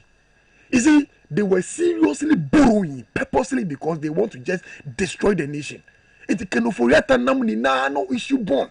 Baby a born be a wo be can for yata anymore. I think no born no. I think say Abaying we say or the $1.7 billion and Edibe finishes Kumasi Accra Kumasi Road. No. Good. 1.7. No, that is what I'm seeing here. $billion. Checking on me to chop. And I'm a the question I don't know. The reason why the MPP were seriously borrowing in the history of Ghana. Mampeni bieni wa ba obobu sese kufa do aban. No no we na sekani na omo de twa mo nimu spelele. Nti mo Ghana fo bisa se kenoforiata no mo de ne beba da ban. O de me say nya abotrema ho. Me mpre hu bebre la Piesie. Obia everybody some better ha ne Ghana for kan ya mete wo you are the mouthpiece of Ghanaians. And no na me baba bisa mo. Ala me say catch Ghana for say omo nkoma nto omo yem. Omo nkoma nto omo yem. Kenoforiata bo bag ne na mai some island o say. Ayo mensuru some me nko election. So kenoforiata election. Mo na busy na we busy na no purposely busia na obo ni na no purposely say omo chama omo apparatchiks in the MPP. Piesie wash National Service Secretary constitution nankasa amount pefe guidelines won say young graduates say owie university school kese mu a obesun o mine na say e ma 175 no ye de ma graduate e wo university pe oma pese o sum o mine no we ye ko nda ye ko ti a Piesie unim say maami a wonya 50 years obi oye MPP branch organizer muni na omudi wo wana unim sa Piesie police ni na omudi wo mo ghost name na ye kan wasem no a police for ni wo me come chiro the MPP no Piesie they antics uka tactics tactics give to worry mu making sure so omudi gukwemu e di via Ghana no it is no small tactics Piesie National Service na ukra sika we so it is even small. Ko buffer stock ne kohwe. Buffer stock o Piesie buffer stock. Buffer cremonia mi hu cremonia because cremosumu no nkyere yesase yen wi ade. Ye bokoro no. Minister Kwame Agboja government. Are you getting me? Say your friend is saying sikana nkasa de menye eson but I think say $750 million every free Afri-Exim Bank facility. And I no some minister say it will be a complete new highway. Of course. Among Kobai way no, but some Nana Akufo-Addo years some bypass B. Nana Akufo-Addo na ye there be that. Is a and sa bypass na wo after Fantiakwa Eko no. I think there's a government mining company be inside ho. Omo no mo yes stress no. Enye Nana Akufo-Addo bia na ye. Mo bia ndada Piesie me sere wa. Nana ko ombe ye hwe ombo numbers. Ombe ye hwe me hu sa bypass na o ka just some small stress bia omo ye overhead bi so. Enye Nana Addo na ye. You see, the NPP just purposely came just to destroy this nation.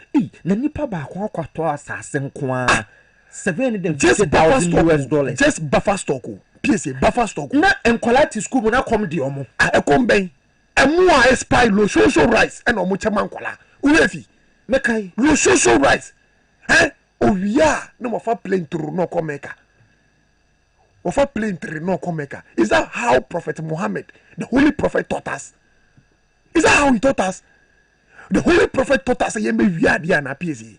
Never. Well, so when did he teach us like that? The more say transfers be akoso say yentumi nkansi so dua say. No, you see, we don't need anybody to tell us that the NPP just came to destroy this nation. Okay, but Attorney General say we mo koye investigation. Emma, some say na yire wo luxury bag and 61 was say. Naketwa say 5,000 Ghana cedi. But look at look at the sum of money, the sum of properties that they are in. You say you got two watch our them who are watch no cost to say 1.5 million Ghana cedi. Nini na free. Busia na mo watch baako etumi to V8.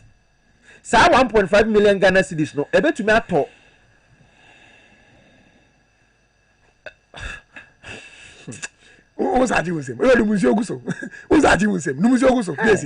So they just came purposely to destroy this nation. They have never left any legacy. Watch back. A bit to cars and quama. Say the cars they Honda Vet on the I'm friend is Honda Accord, you bet me beat to say 300,000, 400,000 into the. I bet you man toss our cars in me better. Watch back home. Watch this one wristwatch. Keke. And to watch it, but just and you'll be an nebo. Okay, let self satisfaction into your boy now. Oh yes. Is it Omono Preman? Watch back home. 1.5 million. Omono Preman sem na your mode because their leader. Now when you Preman need that. It's a ban. Say Omo leader nanga so ye Preman ni. Yet me woman penny otimi gari wogu ye so 17,000 euro per 1 hour. What about his appointees? Meba. Odini birthday e wo play mo. Mo fa video no nto so. Odini birthday ni na wo play mo. Me say omo di video ni beto so. Any one year mo. Can ofrata wo se hwan. Yes. Play mo. Odini birthday. John Boy no. I don't boy do that. Is he me who video ni why can ofrata na. I'm say on so. Che. What they say plane mo? What private jet mo pay? You see, this is a political party for us. A party who believes in a developing Ghana. Piesie. Look at this. Me catch it was say their leader and kasakasa na ye premani. Yetimi human penny o timi ko krabo every Israel so the foundation to national cathedral. When people are sleeping, amount for Piesie Okrah, amount for G or muda plastic chair mu. But we saw a president renting private jets 15,000 euro per 1 hour. You get it? How much more the appointees? But you see, and until Timbia make catch him say Ghana for who Sanya Mawina this lavish life and not microphone no a lead, no. And no who say no, abu Yenina yet a team feature her. Good. And now, oh Godfather, anyone, why not? Mobile power. I feel there, you who you the V8 more within 1 year. What 12 free baby out aqua estate beam. You would man's way. Good. Now, I press attach a beer or baby and I say, Pierre will be keke. You need to be questioned. Pierre will oh, for the sake of this conversation. Good. Good. Pierre will keke. Me patron say, what you saying? Good. Pierre. What could you saying? To me, 25,000. Oh, yes. What jar trust 30,000. Now, fear better. Now, and now, now, cast you was a son. Ghana for who? And they're like, I'll call another net yo. Sanubini. And Ubini, but stock, the former. And that so Ghanaian soil. You know, the area Monty, Nipa Bako, Nipa 2, Nipa 3. I feel Ghana for. Now they Yesikana Mudini Sano. And that is why Ghanaians gave the NDC that overwhelming victory. Yes, understand. They didn't see in the Fourth Republic though. Never. Ghana have been see that. Yes. 1.7 million. Yes. Massively. And these people are expecting with super majority in parliament. PSC Matedi Okan. What more expect to say? We will have the end into no moto abamamo. More nyeshe cry na mo ye prosecutions na Ghana for pay. Because that is what I hear when I go out. Yes. Minim say Ghana for mouthpiece. You speak for Ghanaians. Mate o concern no. Easy PSC. There is one thing I'm person what here saying. The NDC government is different from the NPP government. One, the political zone no, and the willingness say about prosecuting Crawford no, you could see say it is materializing. One, while she NDC more, there's an allegation say some of our national executives are engaging Galamsey. We are Attorney General. I refer to Yoko. Simply mean John Dramani Mahama is. By and say, don't worry. Debbie. The matter have been referred to Yoko. Simply means we are the cause of. How many months now? Oh. If it's months, Kolana, a yes, it will be the coaching. Sorry, them a clearance, a clear the say. MPP for say settings. There be. And I'm more. A settings, but he have been referred to Yoko Mebuana. What about settings? Namoye. He have been referred to Yoko Mebuana, Piesie. That will be your coaching. Sorry, but almost say settings. I don't tell you that part or that's when I'm. The part echo yesika by Kufa to mutual love letter. Edemano Mebuana. Sika is ever caught you or done or your love letter or refer to Yoko. There be. Secondly, let me tell you, say. The Attorney General is not like Prophet Dami. this attorney general no wa him dada what so many lawyers okay that's for that one he is not somebody ubetimi aka say papa we tag bi won ho and now this honorable Debbie Nejumano with a track record so leave track record there wo or track record so dada so he simply what he need right now is making sure he find an evidence constitutionally so farm bra so we are not coming to wish hand anybody anything that offer bra so no one the ama many adi wa attorney general say he's not he's even at international woman in ebi ni wo na ye ntisa ni ma wo be hu na ye say ya chiwi but the attorney general no oma law no aye simple ama ye aye nko law school mpo he's not breaking down the things for us aye hu de eko briefing the media so that we can all be following the same thing we am eko ni yetime hu de eko anye prepare hu what you say embrano wo ho etiye fa embrano enye djuma that is why onye the bokoboko on making sure say this is how we are going to do it this is one step to the other this is the step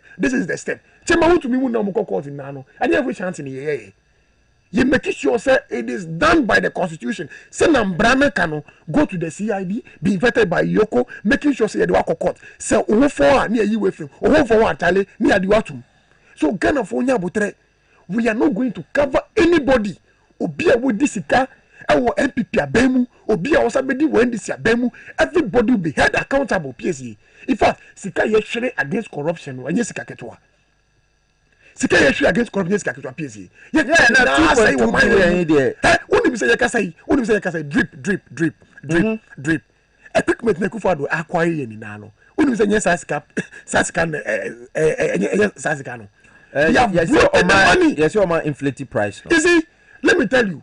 But J plant pool and so the statement about you see, don't mind la. You see, the auditor general is there.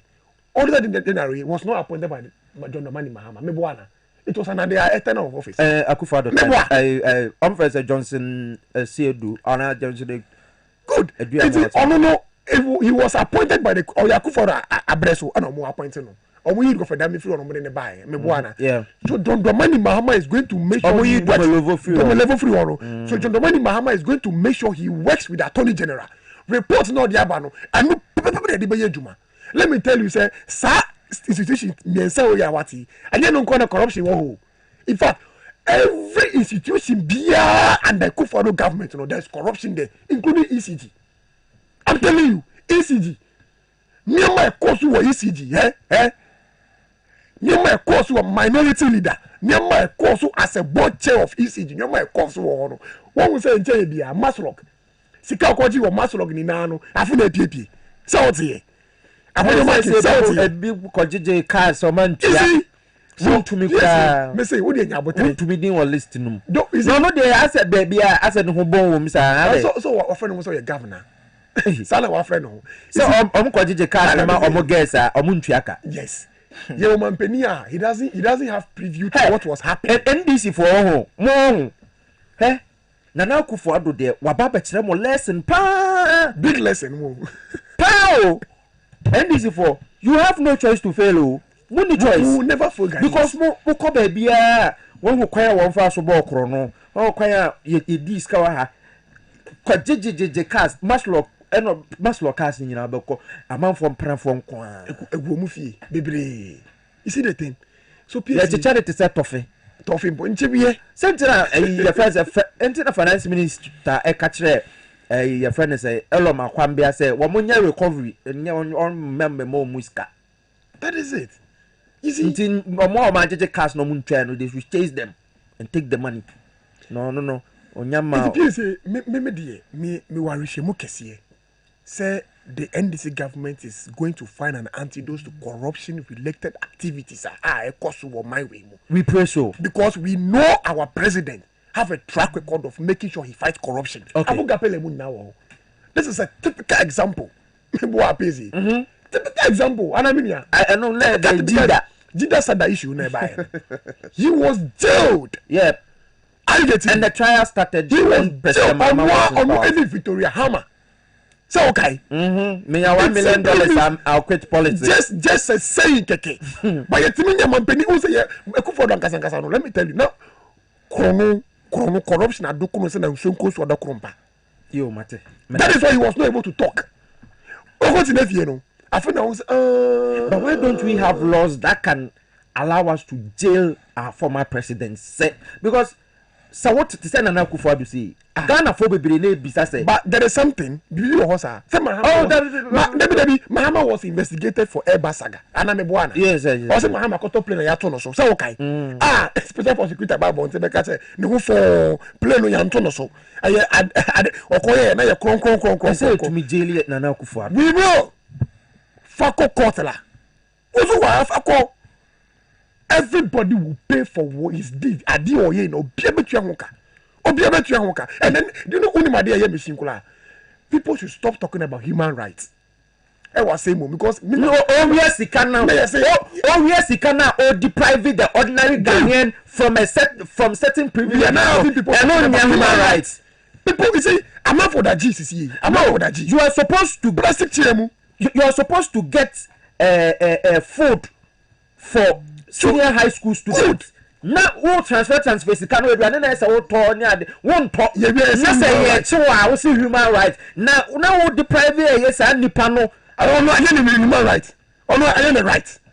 I don't right now. As you go for Eddie Gobena being straight and association, no human rights. Me won't conform me won't more from most political analyst for no more human rights. You see, let me tell you something. I'm out for that out of dialysis. And on the you have not been denied of your human rights.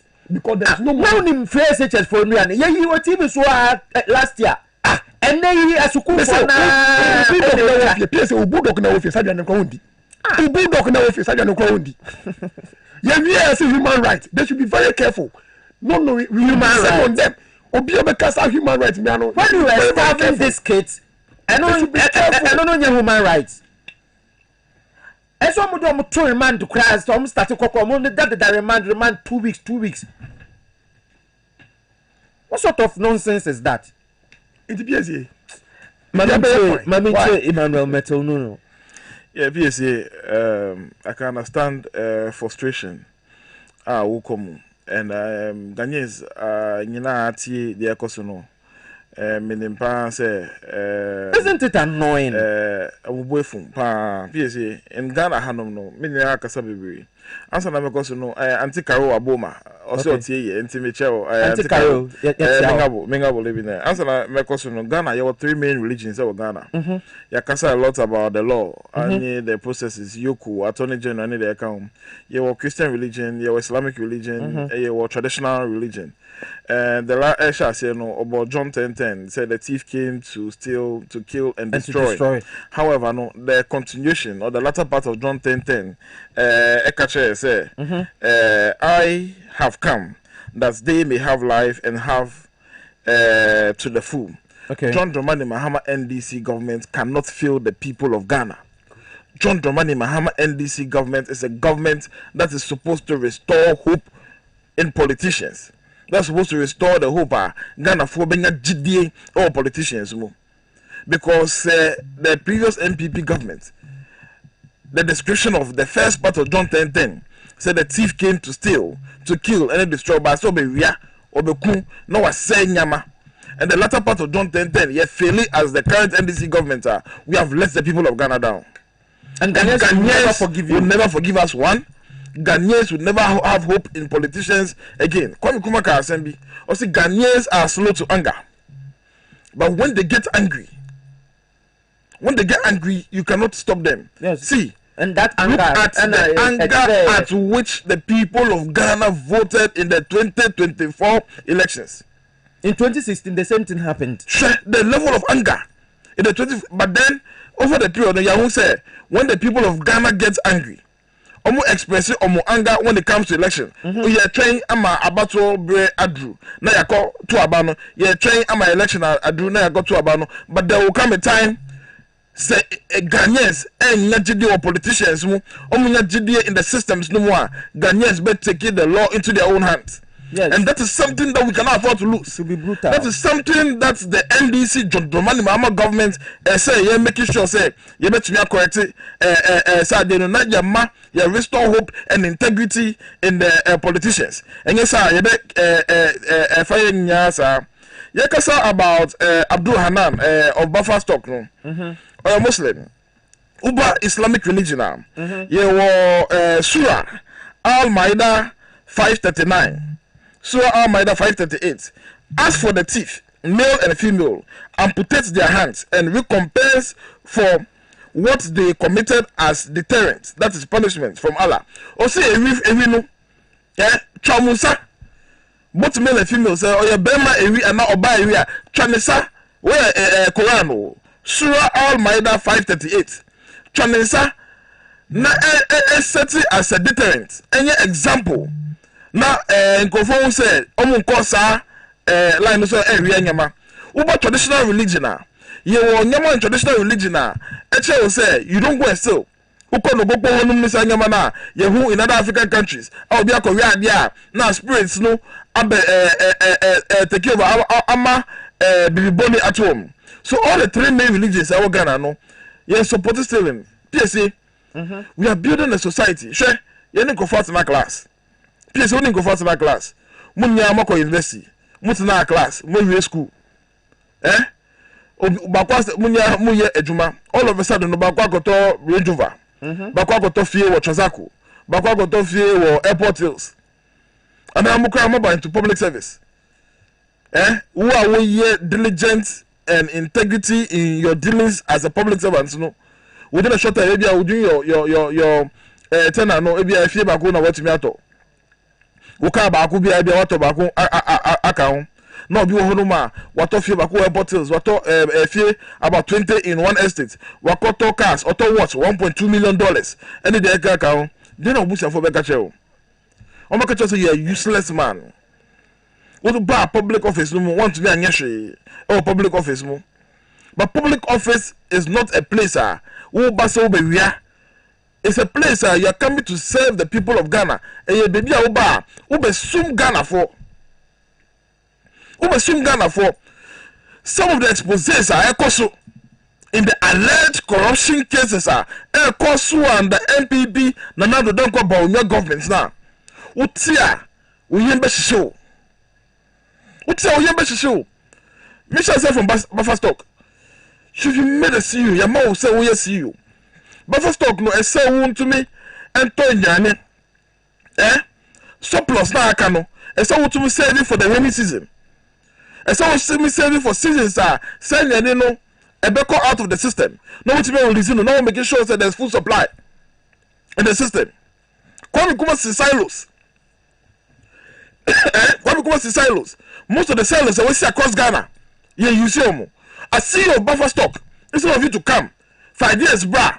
Now you renovate and revive the silo system. Now you reviving the cold store system.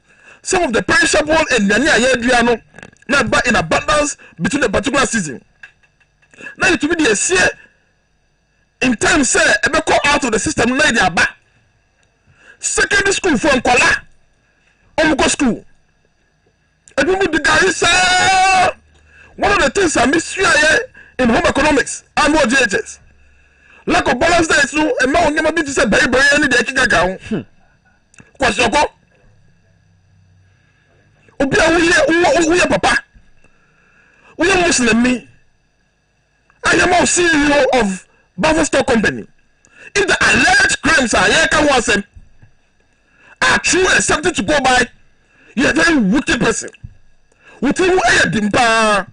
You sit down and man kola on what school? And to the Garissa, Piesie, the system is rotten. Why would under John Dramani Mahama government? I am man kola no edi edwane wutin kofia. I am the edwane and nam edaso. And the children in the secondary school start jubilating. Why would a system 21st century Ghana in 2025? Why do you think say in Kolana jubilating here? They've starved the children for so long. Yeah, they've eaten unbalanced diet. Omo the gari anam enihu. Omo the gari say anam enihu. Omo the jania if you want plantain. Omo na nkusia. And some of the students voted, and Nina Kahubi. But why should you build such a system? Yeah, because why should you build such a system? Somebody has decided that he has to buy a plot of land. Why should you build such a system? For $750,000, which is 12 million. La China, get a car. You're putting a Uflosu Ukola, Hanumia, our home. There are people who have lost their lives. Almost sure Mugwa. Because ultimately access to immediate health care. We have all these monies and we spend them lavishly. I got a dime 1.6 million or so. You see, and some funny thing I've noticed about all these people, so far the exposés are about some of them. National Service, buffer stock, you know. Almost with yeah. So you as they say over the years from time I mean you've done your job diligently. You've been credible, you have integrity. You depend on salary any businesses are away. All of a sudden another journalist will baby almost to language some money. What do you think your family will you or your loved ones ever catch you? You're a useless man. No, but then you're working hard. We all attended the same schools. Then who drink some back. And one what kind? They don't drink some back. What kind of system are we building? So the fight against corruption today, and the John Dramani Mahama Ghana for would say me, it's a fight for all of us. Of course. It's a fight for you now. All of a sudden, you know, bits important. All of a sudden, we got the language. All of a sudden, we got the Lexus. Hey, me fine, me call. All of a sudden, we're to Trasaco. All of a sudden, we're two or all of a sudden, we're to Trasaco, and you're investigating to find out how you go forward your music. I brought you home. Only the saddest part. My boss be your friend no Emmanuel Dogbevi or something. The same name keeps on.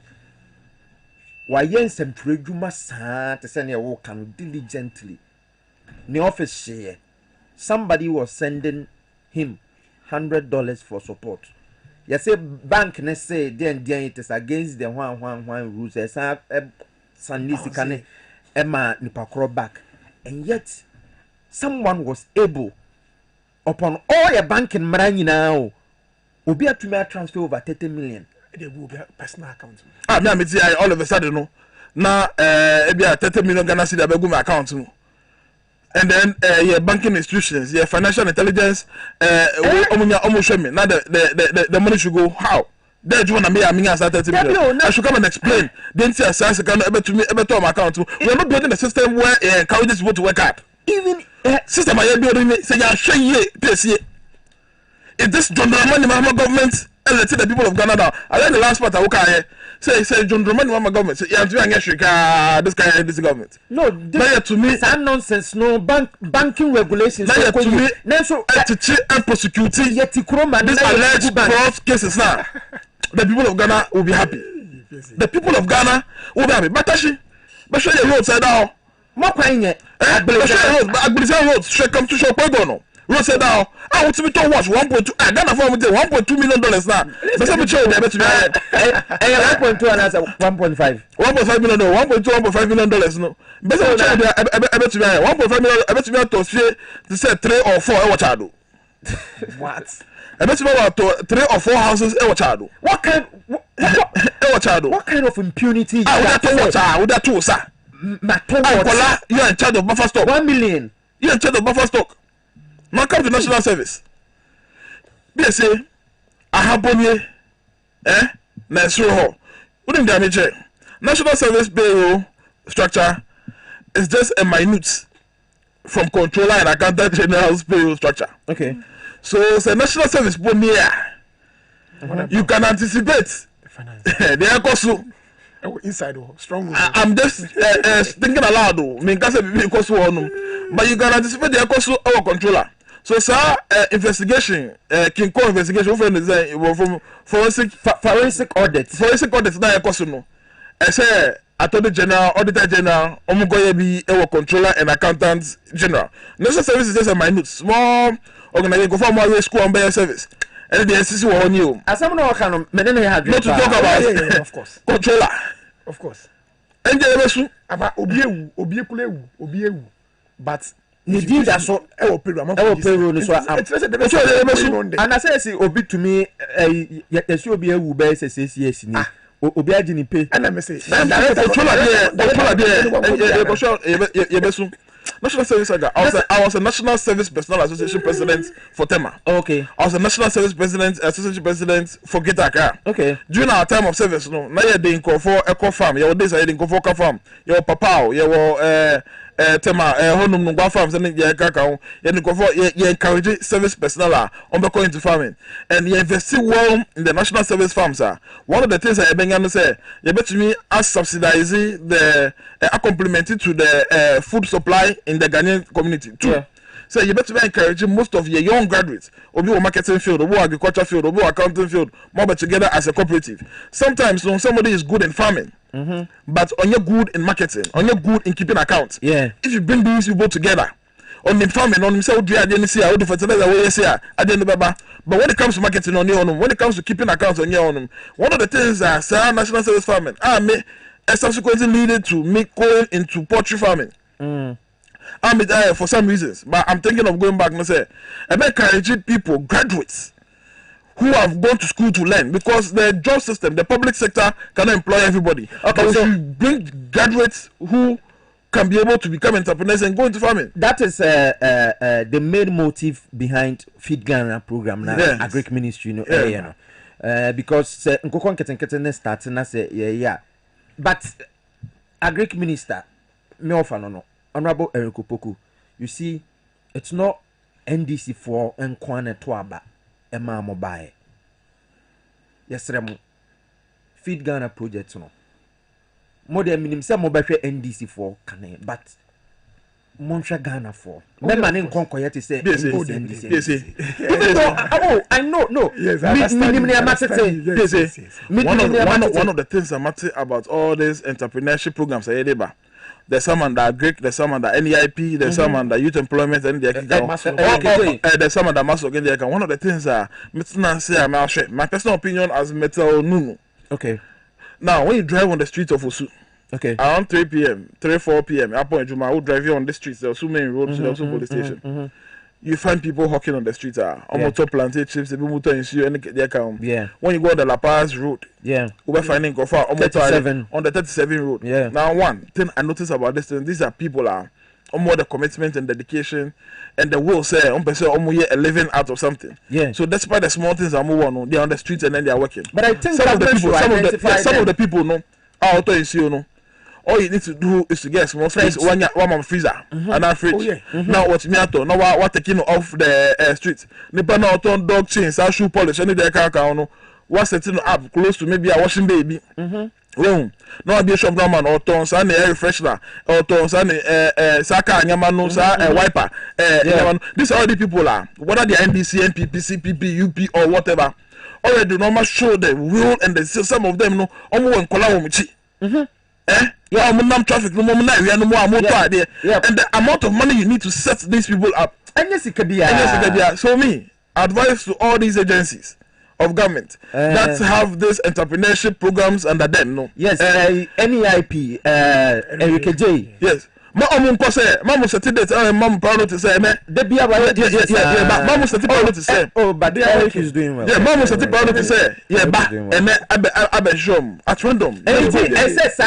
A program. These are people who have been doing this for many years. It's in Ipano nim sikane pay. What to me manager that sikane sanka kanka. It is said I think say Ghana for advice. Ghana for anybody say abaino abeka say oh Nkrofo more 37 stretch issue. Yashada have a fremo. They have associations by all means. So but if you say public show. Now we say and why you boss stretch so you get a lot of people coming. Yes. Just take your time. Undercover. No, one day undercover. Send somebody I know. Walk on the street. Say get what's your numbers? What's your sound numbers? Once I did now. That did our film. I feel now collaborating with the local governance. Maybe I don't want maybe a lot of you bring your guys there. Nobody should walk on the street again. Okay. By so doing, you've killed one bird with two stones. Yeah. You've given employment to these people. You've made the road clean. Yes. Even though Eden. But only announcements forget it. But a baby to me, just freezer. Some of them just freezer. Some of them there's kiosks. Yetiwa ye kase o se sika aban dia ma NIEP a wo mode ekwakwa adwuma program 100 million Ghana cedis. 100 million Ghana cedis. So he has to turn this around. And I know the leadership of Egede. But obi the ghost names in 2.2 billion. So just imagine say you just say sika we are. There are some people who are graduates, there are some people who are party people who have supported the party are almost all Juma. But I'm saying you need to do that. We need to strike the balance. But those are the streets know. Those are the streets know. Whether we end this, so these are people already. 100 million, no. Even though Monsieur, but 100 million is big money. Yes. Big money. Yes. But then I know the leadership of Egede. I know he can be able to turn the 100 will turn the 100 million around. Typical example. I know we'll turn the 100 million around. A few years now. Excellent. Watch initiative for the ambulance assistance, the community policing. But I could see the NDC and the NPP collaborating with private companies to get people. Secondly, say Kube. That is it. And the second, the issue of unemployment, a serious issue of Ghana. Most of the ambassadors and the high commissioners are appointed on Mamako outside. No, they shouldn't be armchair diplomats. I say, Omo go around, no more striking, no more pay Juma, no more for member Ghana. Omo collaborate with the Ministry of Employment and the Labor Department. Labor Department or Public Employment Center and almost every region. Okay, maybe. Mamento ade kaka me time na so 10 na nyabo Kulu Ghana Limited for mo na de Mr. Q ememe duro ne bae wo me de duro bia bae friend Araba Bazen Pills nti so wo ye oba ubu nsa na obrewa ya se real na bi wo kra utumi kwada hospital a adaroma ko pharmacy bia na bisa Araba wo de kwa wo se wo pe Araba Bazen Pills wo mo ebe ma ubi na wanom ubebu nsa kama ebe ba kama na fe mo amode ntumi mma ne nyina ebe ba na asansiesie wo wahimfie ho Araba Bazen Pills kaswa from Beko Jukat Pharmacy and as a Pharma Trust Pharmacy Unicom Chemist or Malam Junction also has chemicals wa Dabraka Ekus Pharmacy wa Shaiman for 0244139176 0244139176 with French the movie HMD one more de ma jo mama say or reset Ghana but agbozo heba clinic and so say bema obetumi reset usisim the amount enti say why 1 minute man bra wobema we duru ama usisim aye den o penchi be den so that as here oba o de po na etete wa bra ono de enemu niema nkwa na oye say bia STDs low sperm count bema wa mre candidates gonorrhea oba ho a obetumi aboa agbozo herbal clinic kadindim kadem wo kwahyeman wo ben kwahyeman himfie no obetumi afre no 0241750282 0241750282 what temaningo pramprama shaima ne impotema your branch ne bi o community 25 Savannah Junction opposite Def Traco Estate we say 0557402996 0557402696 ofra empenyin for amwo agbozo heba clinic ebeje oso yapon Emmanuel Metil Nunu Jr. Yes, upon 30 seconds. Mechia, me Dr. Esther Valerie Sawyer, special presidential advisor to the president on all governmental affairs. Mr. Suchia, the board chairman of Bost Energies, Professor Saint Kutu, me managing director, Afechi Awuno, any deputy MD. Adwa se wabozi. Ene juma papa amuye. Edi can't hear more than that. Me kwa me kase Afechi me yadano no. ma menchia wankasa na menchia one of the CEO abibia me say me born abaso yejuma pa Ghana Heavy Equipment Limited. Okay. Mr. Awa. Okay. Ojo so menso menchia Kali Caesar on boss ewo MMT Metro Mass Transit. Lawyer Kali Caesar bibia be fine. Be revamp ho. Obetumi aye. Do it. Abusuafo yade ni nyina si wa ha mantumi read me messages no but enya hwe birthdays ewo ho hey momfa Linus ento so mame wai Linus Njonola Linus o shatade brown bisa momfa ento so yes Linus Njonola Nano na do birthday, but there's a unuawo and you more a tunum a boarding womb. Linus, happy birthday to you. My mentor Ella, one for birthdays now sending you. Okay, Emmanuel Wilson Jr., yes, my good brother, Emmanuel Wilson Jr., host of I'm kind of saying Politics and Beyond, TVXYZ every Monday 8 p.m. Now, Okwabuche no, Babade. Happy birthday and come Ernest Yaw Ajenim. When lawyer Benny there no. Meba, I'm in for details number. I wait there. Yes, I die a special request pa. Me who message you know. Yes, so you to organize that Edema Anna Meboa. Okay, my man should me.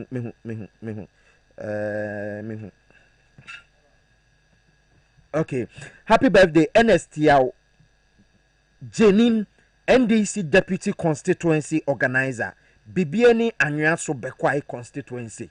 We every lawyer Benny ho, lawyer Benny Deputy MD de Magana Post, Miriam Penny Benny Mechiawe and no pay. Ya fancy as the case and come Imano Usu, I want to say to my dear mammy, and Ella Pokuna Conyo Vego Emos.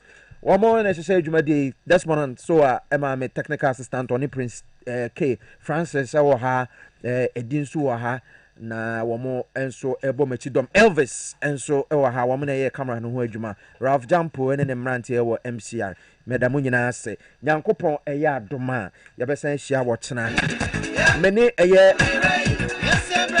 Enke Obrempon Edijumadi Bro Medi Piesie Okrah Boys Prefer Chief Tankers Honorable that constituency. King Nicholas I crowd the one any producers or more the air power mid morning eh bro. Coswanity Power FM. Have a beautiful day.